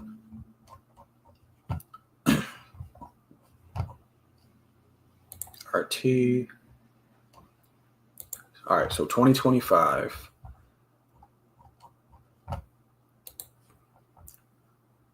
No, they do. All right, so they have the color. Oh, they did two colors.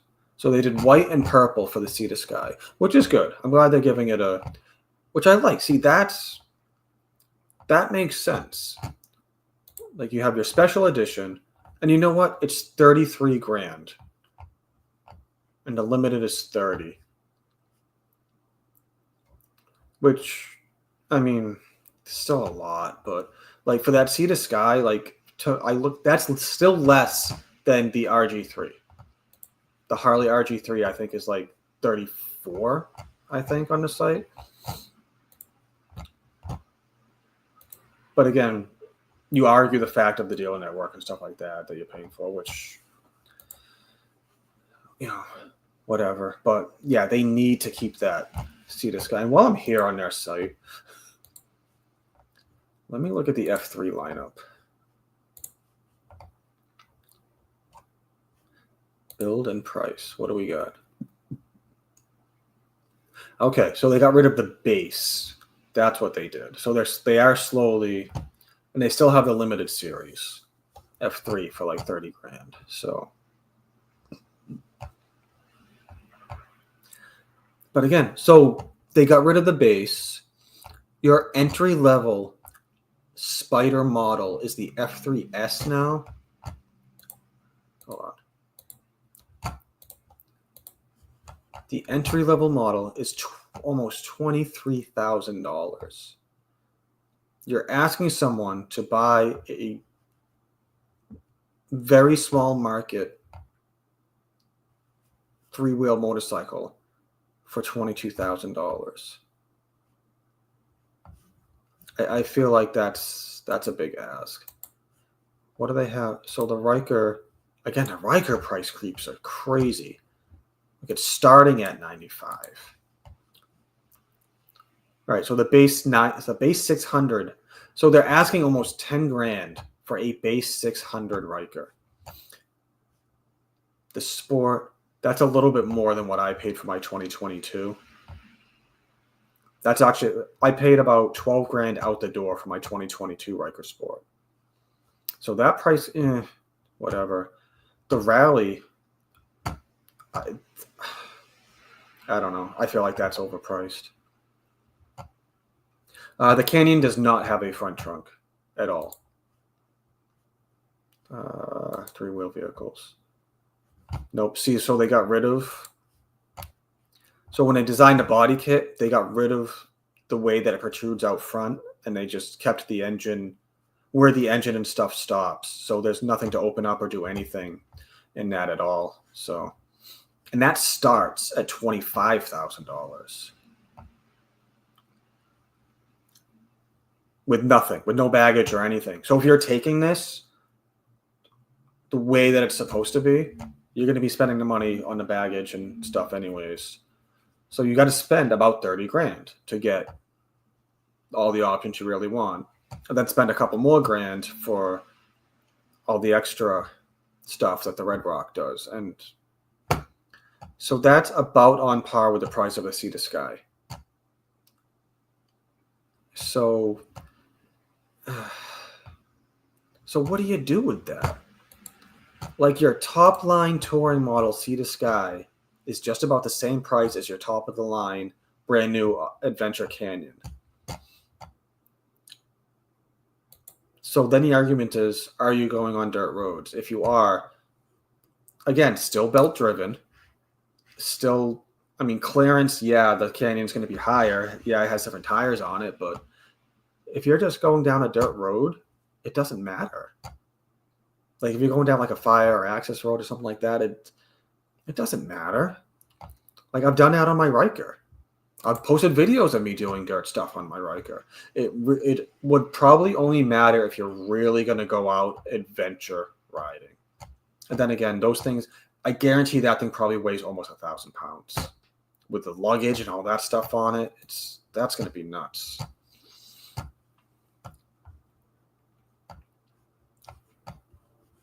Yeah, I don't see the bases selling.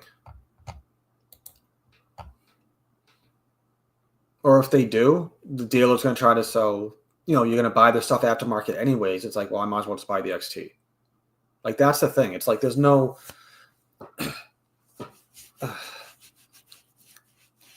I would probably just cut out the base, sell the XT for like a little bit less, and be like, here you go. Here's your base model, everything you need for adventure riding. And then have the Red Rock. Like, just have two. Because I think having that third is not... I mean, it doesn't matter because it's all the same. They just attach the luggage to it, but it's kind of useless. Yeah, that's where I'm at. If I stay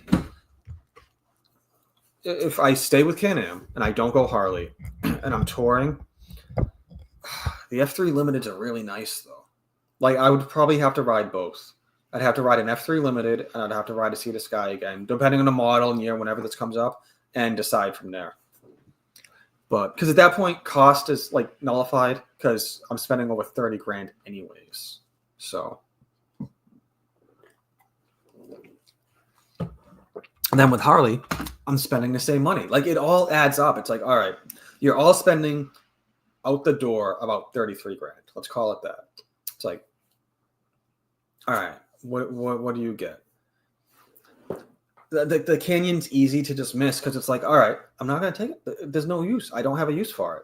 I'm not taking it on dirt roads. I don't care. I don't need it. I don't need the extra almost foot of clearance. I think it's like 10 inches or something like that. So then you're just comparing, all right, do I have an F3 Limited or a Sea to Sky, and then the Harley RG3, and then the biggest thing is parts and dealer network. And like, you got to go with Harley. Like, that's, unless something really, and again, I know Jody, Purple on 3, she did her deal and she found dealers and stuff like that. I'm a little bit more pessimistic about it just because of my dealings that I've had with certain dealers.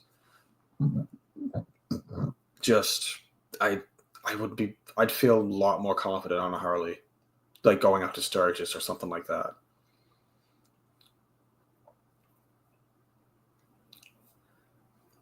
Yeah, that was that's what Bob brought up in his video. He's like, I got to carry an extra belt. I got to carry tools. I got to do all this stuff. And it doesn't have a winch on it. Like, it should. It's 3 wheels. You're going on off-road. It's going to get stuck. I know 10 inches of clearance it's a lot, but for those rutted trails that aren't made for three wheelers, it's not. And there's a guys out in Pennsylvania. There's a YouTube channel that they took a Riker, like literally modified it to do off-road stuff, like bigger tires, and they did a really good job. It failed miserably. Not, I don't want to say failed miserably. It it would do flat stuff and a little bit of bumps and some hills, and that's it. Anything more extreme than that, the one rear wheel traction is what failed it. Like if they want to keep doing it, they got to find a way to have those be three-wheel drive, or just don't do it at all. Like the rallies are enough, like for what you need to do it for. Like just get a Riker rally.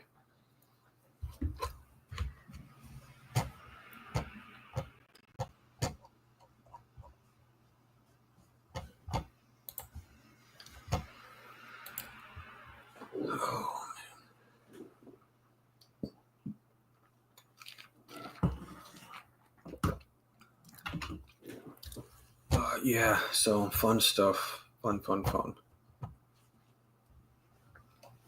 I've ranted enough about CEOs and all that stuff. Like, it's just bad.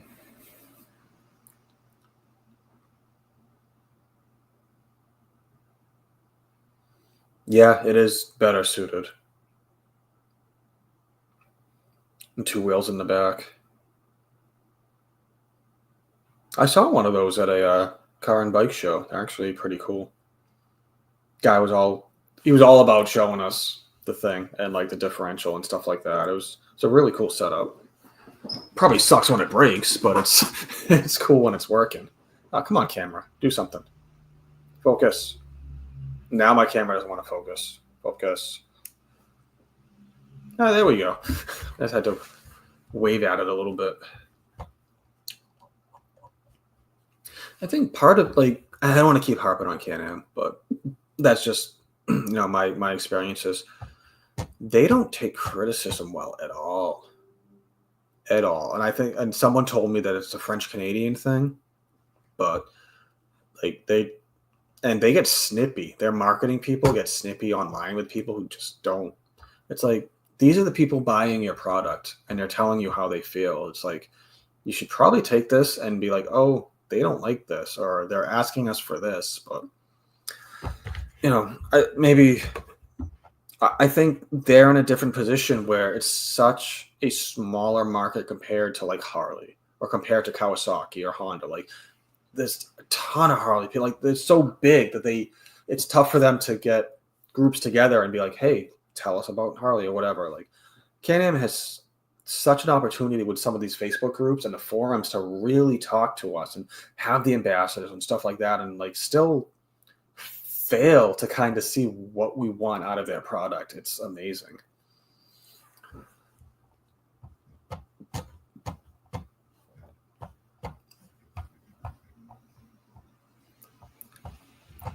I'm still waiting to see if somebody like Indian comes out with a trike. I've heard rumblings of them. I've heard rumblings of Kawasaki for about 5 years having a prototype trike, like a sports bike trike that leans. And I don't know if that's ever going to come out. Maybe it was just a prototype they were messing around with, but that made the rounds for a little bit. I think, and Harley is Harley, but they're always going to have their buyers. There's always, I think they're great road trip machines or whatever. If another company comes out with a reverse trike, or maybe just any trike, Can-Am's in trouble. Especially if they come in and undercut them on pricing, I think there's going to be an issue.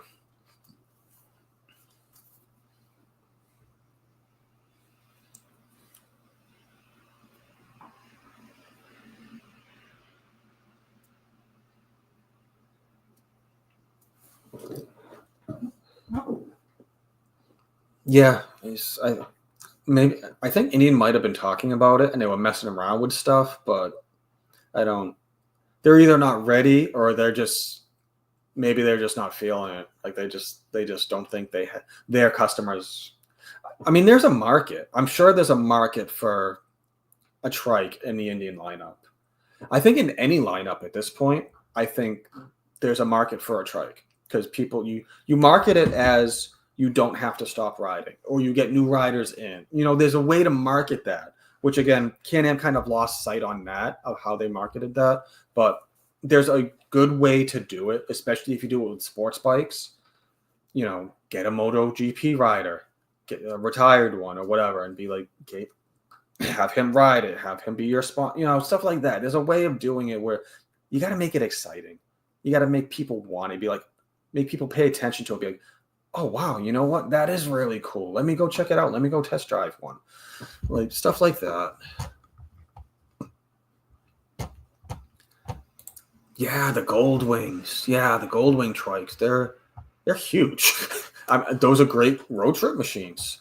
Awesome. But yeah, and they're powerful. Like if Honda made a reverse trike with that powertrain, that would be interesting. And depends on what direction they went in.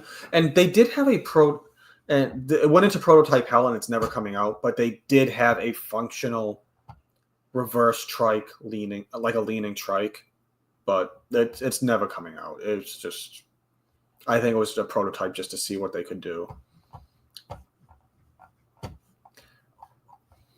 Yeah, side by side. Yeah, I think Polaris has surpassed Can-Am on the off-road stuff, at least in that type of market. Can-Am's doing a lot more of the racing stuff, but yeah, I think for the standard farmer, regular, average, everyday person, I think they're going to Polaris for off-road stuff, for side-by-sides and ATVs. And the other issue with Can-Am is they're a Canadian-based company. They were forced to make those 2 electric motorcycles to meet the government standards for being a dealer. No one's going to buy those bikes. They knew straight out no one's going to buy these 2-wheel electric bikes, but we have to make them and come out with them to meet Canadian regulations. So what are you going to do? There's zero interest in those.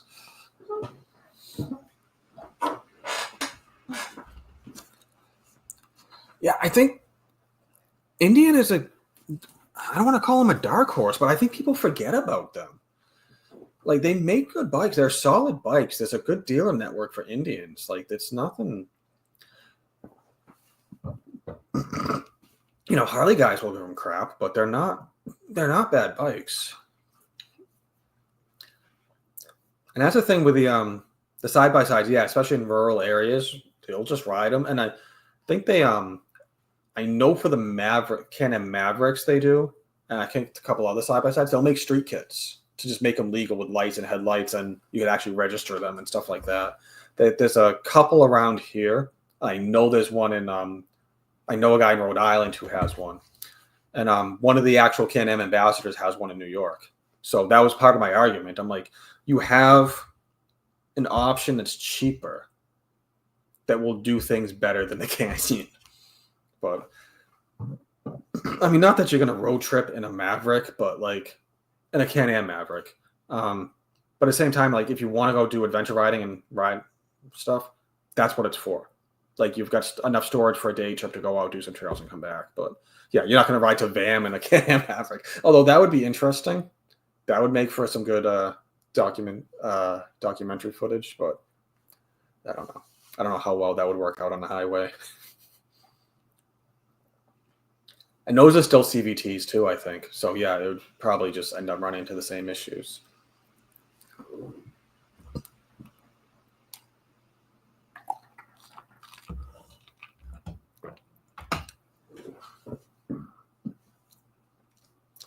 But yeah, I'm just I mean, it's tough now, like with the way that a lot of these companies are in trouble and going under or whatever, but there's such, as far as the bike market goes, there's such an opportunity for someone else to sweep in, kind of make some entry-level bikes, or even like I said, like a reverse trike, and come in here, undercut some of these other companies and be like, hey, here you go. Here's what you guys asked for. and that be it. Because I think what happens is companies get in trouble, like KTM, and they try to expand too much too fast and get into a market that's not not ready for them, and they're not ready for that market. Like, you got to build your way up to that. Like, for example, with Kawasaki and the H2, like, again, they know they're not going to, that's not their bread and butter. They know they're not going to sell a ton of them, but they offer them because it's good publicity for them, and they'll sell some, but it's better, you see an H2 at a track, or dragway or whatever, and you're like, okay, that's a Kawasaki, that's cool. And someone will go to it, that's how you do it. Race on Sunday, buy on Monday doesn't always work, but I think in that case, with having that flagship bike, it works.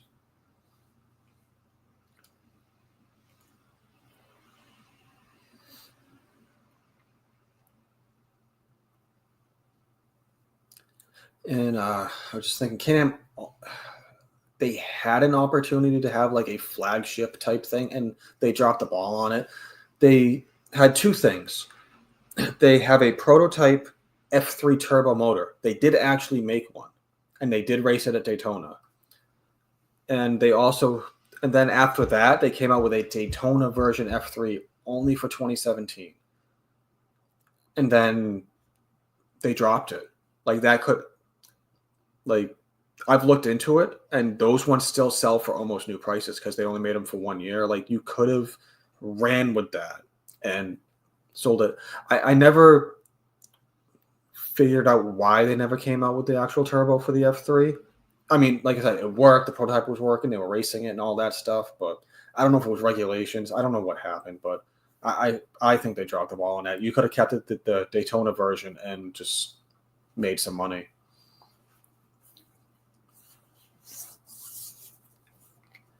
Yeah, it's always Yamahas, Kawasaki, Hondas, like this. In the sports bike group I'm in, it's mostly Yamahas, and there's a couple Hondas, and I think there's a Kawasaki. There is a guy locally that has an H2. I don't know how often he goes out. And the other thing is getting popular around here is Aprilia. There's a few guys with Aprilia bikes here, and those things they're beasts. They're really nice. They sound great, and they're quick, and these guys know how to ride them. But yeah, I think, again, I don't want to use the term dark horse, but like I think Aprilia gets lost in the shuffle of sports bikes and just bikes in general. But I think part of that is cost too. Yeah, they're more of a higher level. Do we call them luxury bikes? Like maybe in like a next tier bike, but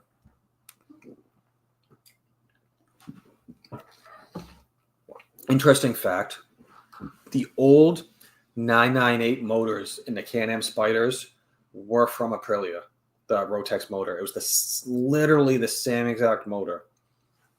So they just detuned the crap out of it. So when I was looking it up, you could buy the big bore kit from Aprilia, put it into that Spider motor. You could make 140 horsepower out of it. A couple guys did.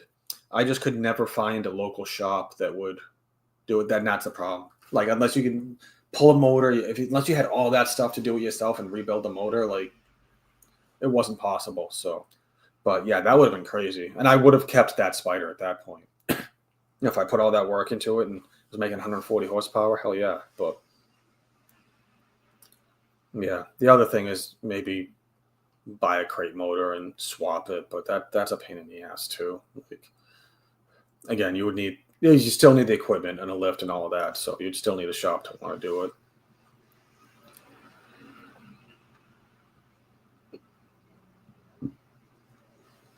And the guys tuned it too.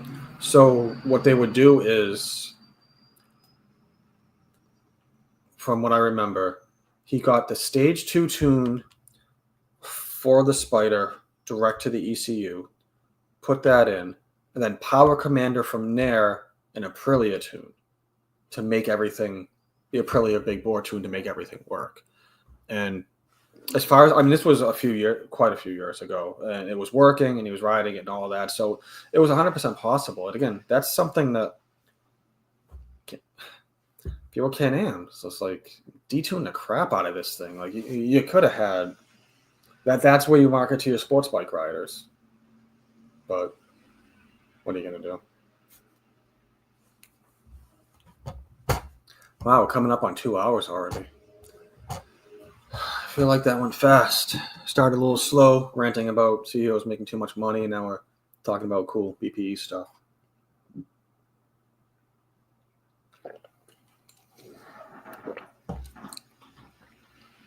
But yeah, it'll be interesting to see what the spring brings for BPE and the Riker and road trips and stuff like that. So see how it goes. See where I end up. I will be in. So just for some channel updates as I'm slowly wrapping stuff up here. I'm still gonna hang out for a little bit, but so I'm going to Texas Friday. I'll be gone for probably about a week and a half, and holidays and all that stuff. So I think there's one more video scheduled, and then after that, like I'm taking a break till January, releasing videos, and then I'll figure it out, and then hopefully the plan is to get the Riker back to where I am maybe in March. I had to switch storage facility, so it's further away now, but I'll grab it in March, and then do some riding from there, get new content going and stuff like that. And again, figure out road trips and stuff like that. I got to do some maintenance on the Riker. So, and then plan for VAM and do that. I'm more than likely doing a 2-week ride again. I got to plan that out exactly what I want to do, where, see who can meet up and wants to do the ride. So, and then figure out the rest from there. But hey, Richard, yeah, I mean, I get the liability thing, but again, Kawasaki sells an H2. Like, Hayabusa, there's Hayabusas out there. Like, I get it to a point, but at some point, it's like it's on the rider. No, I mean, Bugatti sells 1,000. Like, there's things out there with power, and Dodge sells the SRT Hellcat. Like I don't buy that as an excuse. Like, if it works under normal conditions and you can beat on it, and the average, and you have to understand, you have to be more skilled. Like, I'm not going to take my son and throw him into an SRT Hellcat on his first car. That you have to have a certain amount of experience and understand that to be able to ride that. Like, a brand new rider is not going to hop on a Hayabusa. They're not going to hop on an H2 or 1,000cc bike. Will they? They might, but yeah, they'll sell it to you. But again, if we worry about liability and stuff like that and crashing, at that point, that's on the rider. That's someone that's got to say, hey, you don't have the experience for this bike. Like, when I was first looking at bikes, I went to a dealer and I wanted a sports bike, wanted a Ninja.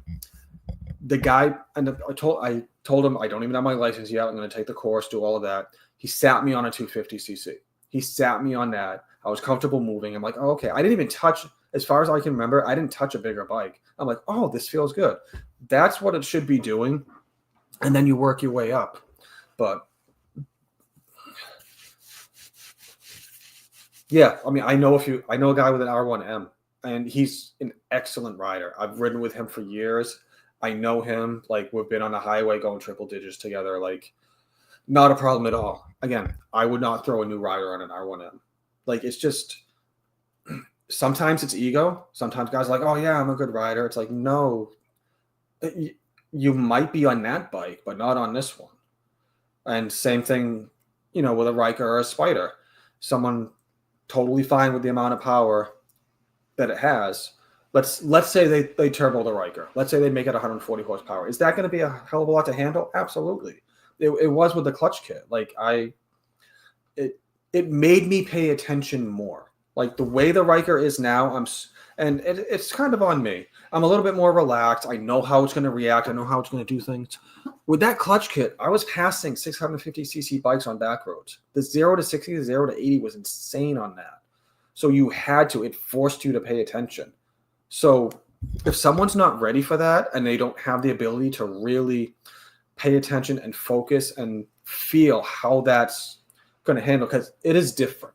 It is totally different. You will lose the front end, and if you're not used to that and you don't understand how to get that back, or if the back end snaps and you don't know how, like it's an experience thing and also a training thing. So I do understand that from that point of view. But again, if just me, if someone brand new wanted to get into a three-wheel motorcycle and they asked me, hey, should I buy this turbo 400, 140, 180 horsepower Riker? I'd be like, no, don't. Buy the regular one first. Ride that for a little bit and then work your way up. And that's the same thing with regular sports bikes or anything. With cruisers, again, I don't think speed is the issue. I think with bigger cruisers and Harleys and stuff like that, to me, it's weight. It's like, because they weigh a ton. So it's like, can you move the bike? Are you comfortable? Because we can make the joke that Harleys don't make power, but yeah, I think with cruisers, it's more weight and being comfortable on it. It's like, can you move that amount of weight? Are you comfortable? Can you stop? All that type of stuff. But yeah, I think, and again, I don't want to dismiss, I understand the liability thing, but I don't buy it as to the reason why they don't want to put more power into their machines. It's something else. Something else is, I think they're playing it way too safe. And they could gain another mark. They could gain sales by just slapping a turbo onto a motor that already has a turbo on it from the factory. They could make a run for a year or two, see how much they sell if they market it right. That's the thing. Because if you're gonna do it right. Like if you're gonna do that, like market the absolute fucking hell out of it. Get that retired GP racer. Do the right things. And then if it doesn't sell, you can at least be like, okay, we did everything that we could to sell this thing. Okay, there's not a market. We only sold a little bit. And then kill it. It happens, but you'll never know if you don't try. I really think you could bring some people in, bumping the power up in these Spiders and Rikers. I have driven S2000s, and they were a hell of a lot of fun. Those things rev to like 10 or 11, 12 grand, something like that, and rear-wheel drive, very light. It was different. And the 6-speed, it probably took me a few miles to get used to that and a few turns. I'm like, okay, this is what this car does. And that's how you approach it, though, because I raced cars and stuff like that, so I don't just jump into a car and just be like, oh, I know how to drive this. I know what it's going to do. No, you have to feel the car out, or you feel the bike out and be like, all right, this is what it does. You push it a little bit and all of that, and you see how it reacts. And, the rest, you go from there. But, yeah, when I put and I have a video on it coming up, when I put the Yokohama tire on the Riker, that changed how it felt. And even the tire pressures changed how it worked. And that video explains a lot of what I went through and how it changed the handling and how I had to adjust and stuff. But if I gave somebody else that Riker, I feel like they would have gotten themselves in trouble. And I understand why Can-Am says don't put car tires on it. But for me, it's just better. Like, I can't ride those crappy kind of tires on the rear. It just doesn't work.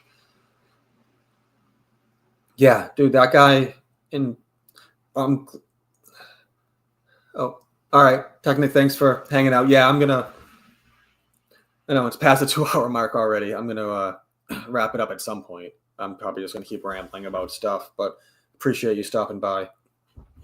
But yeah, Ad Hoc Performance in Canada. And I forget the guy's actual real name, but he's done some awesome stuff with the Riker.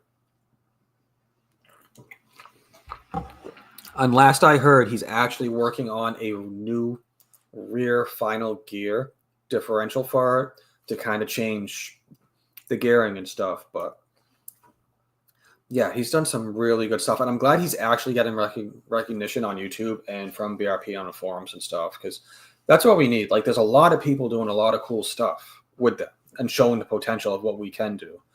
And then, just that the bottleneck and the breaking piece is going to be the CVT and the Rikers. Like, that's just where we're at. either gonna have to come up with a chain version. They're gonna have to do something or extra cooling again for that belt. That belt is the weak link in that. But yeah, so yeah, I'm gonna wrap this up. I do have to do my real job in the morning. Yeah. Oh, you're also from Mass. Yeah, from Southern Mass. So yeah, I'm definitely gonna be out more next year with some groups and stuff. So I'll have to catch up and uh, message me. I got my contact info in my description of my YouTube if you want to reach out, and we'll see how far away we are from each other, and we'll plan some stuff out. So I've met up with a few subscribers and viewers and ridden with them before. It's a lot of fun just knowing that I'm reaching people and they're appreciating the videos and it's helping people. Like a lot of my how-tos and just general information about these machines. It's nice to be able to help people and do these lives and interact with people in real time is a lot of fun. But yeah, I'm getting there. I still got to do real life stuff tonight. It's already past 10, and like I said, I gotta wake up at like 5:30 in the morning to do stuff. So I'm gonna wrap it up. But yeah, Shenron Rocket Rider, definitely reach out if you're a newer rider. Definitely check out some of the videos I got on the Riker and the Spider. Just three wheels in general. They go side and side with some of the stuff that you should be learning. And yeah, they'll definitely be able to help you out with any questions you have. Yeah, thanks again, guys. I really appreciate it. And yeah, anyone local or even like New England or whatever, again, my contact information is in the description. Email me, Instagram, message, anything like that. And yeah, we'll chat and we'll see how it goes. Go plan some stuff for the spring. So all right. I'm gonna get going. Thanks for rocking with the vlog. Talk to you guys later.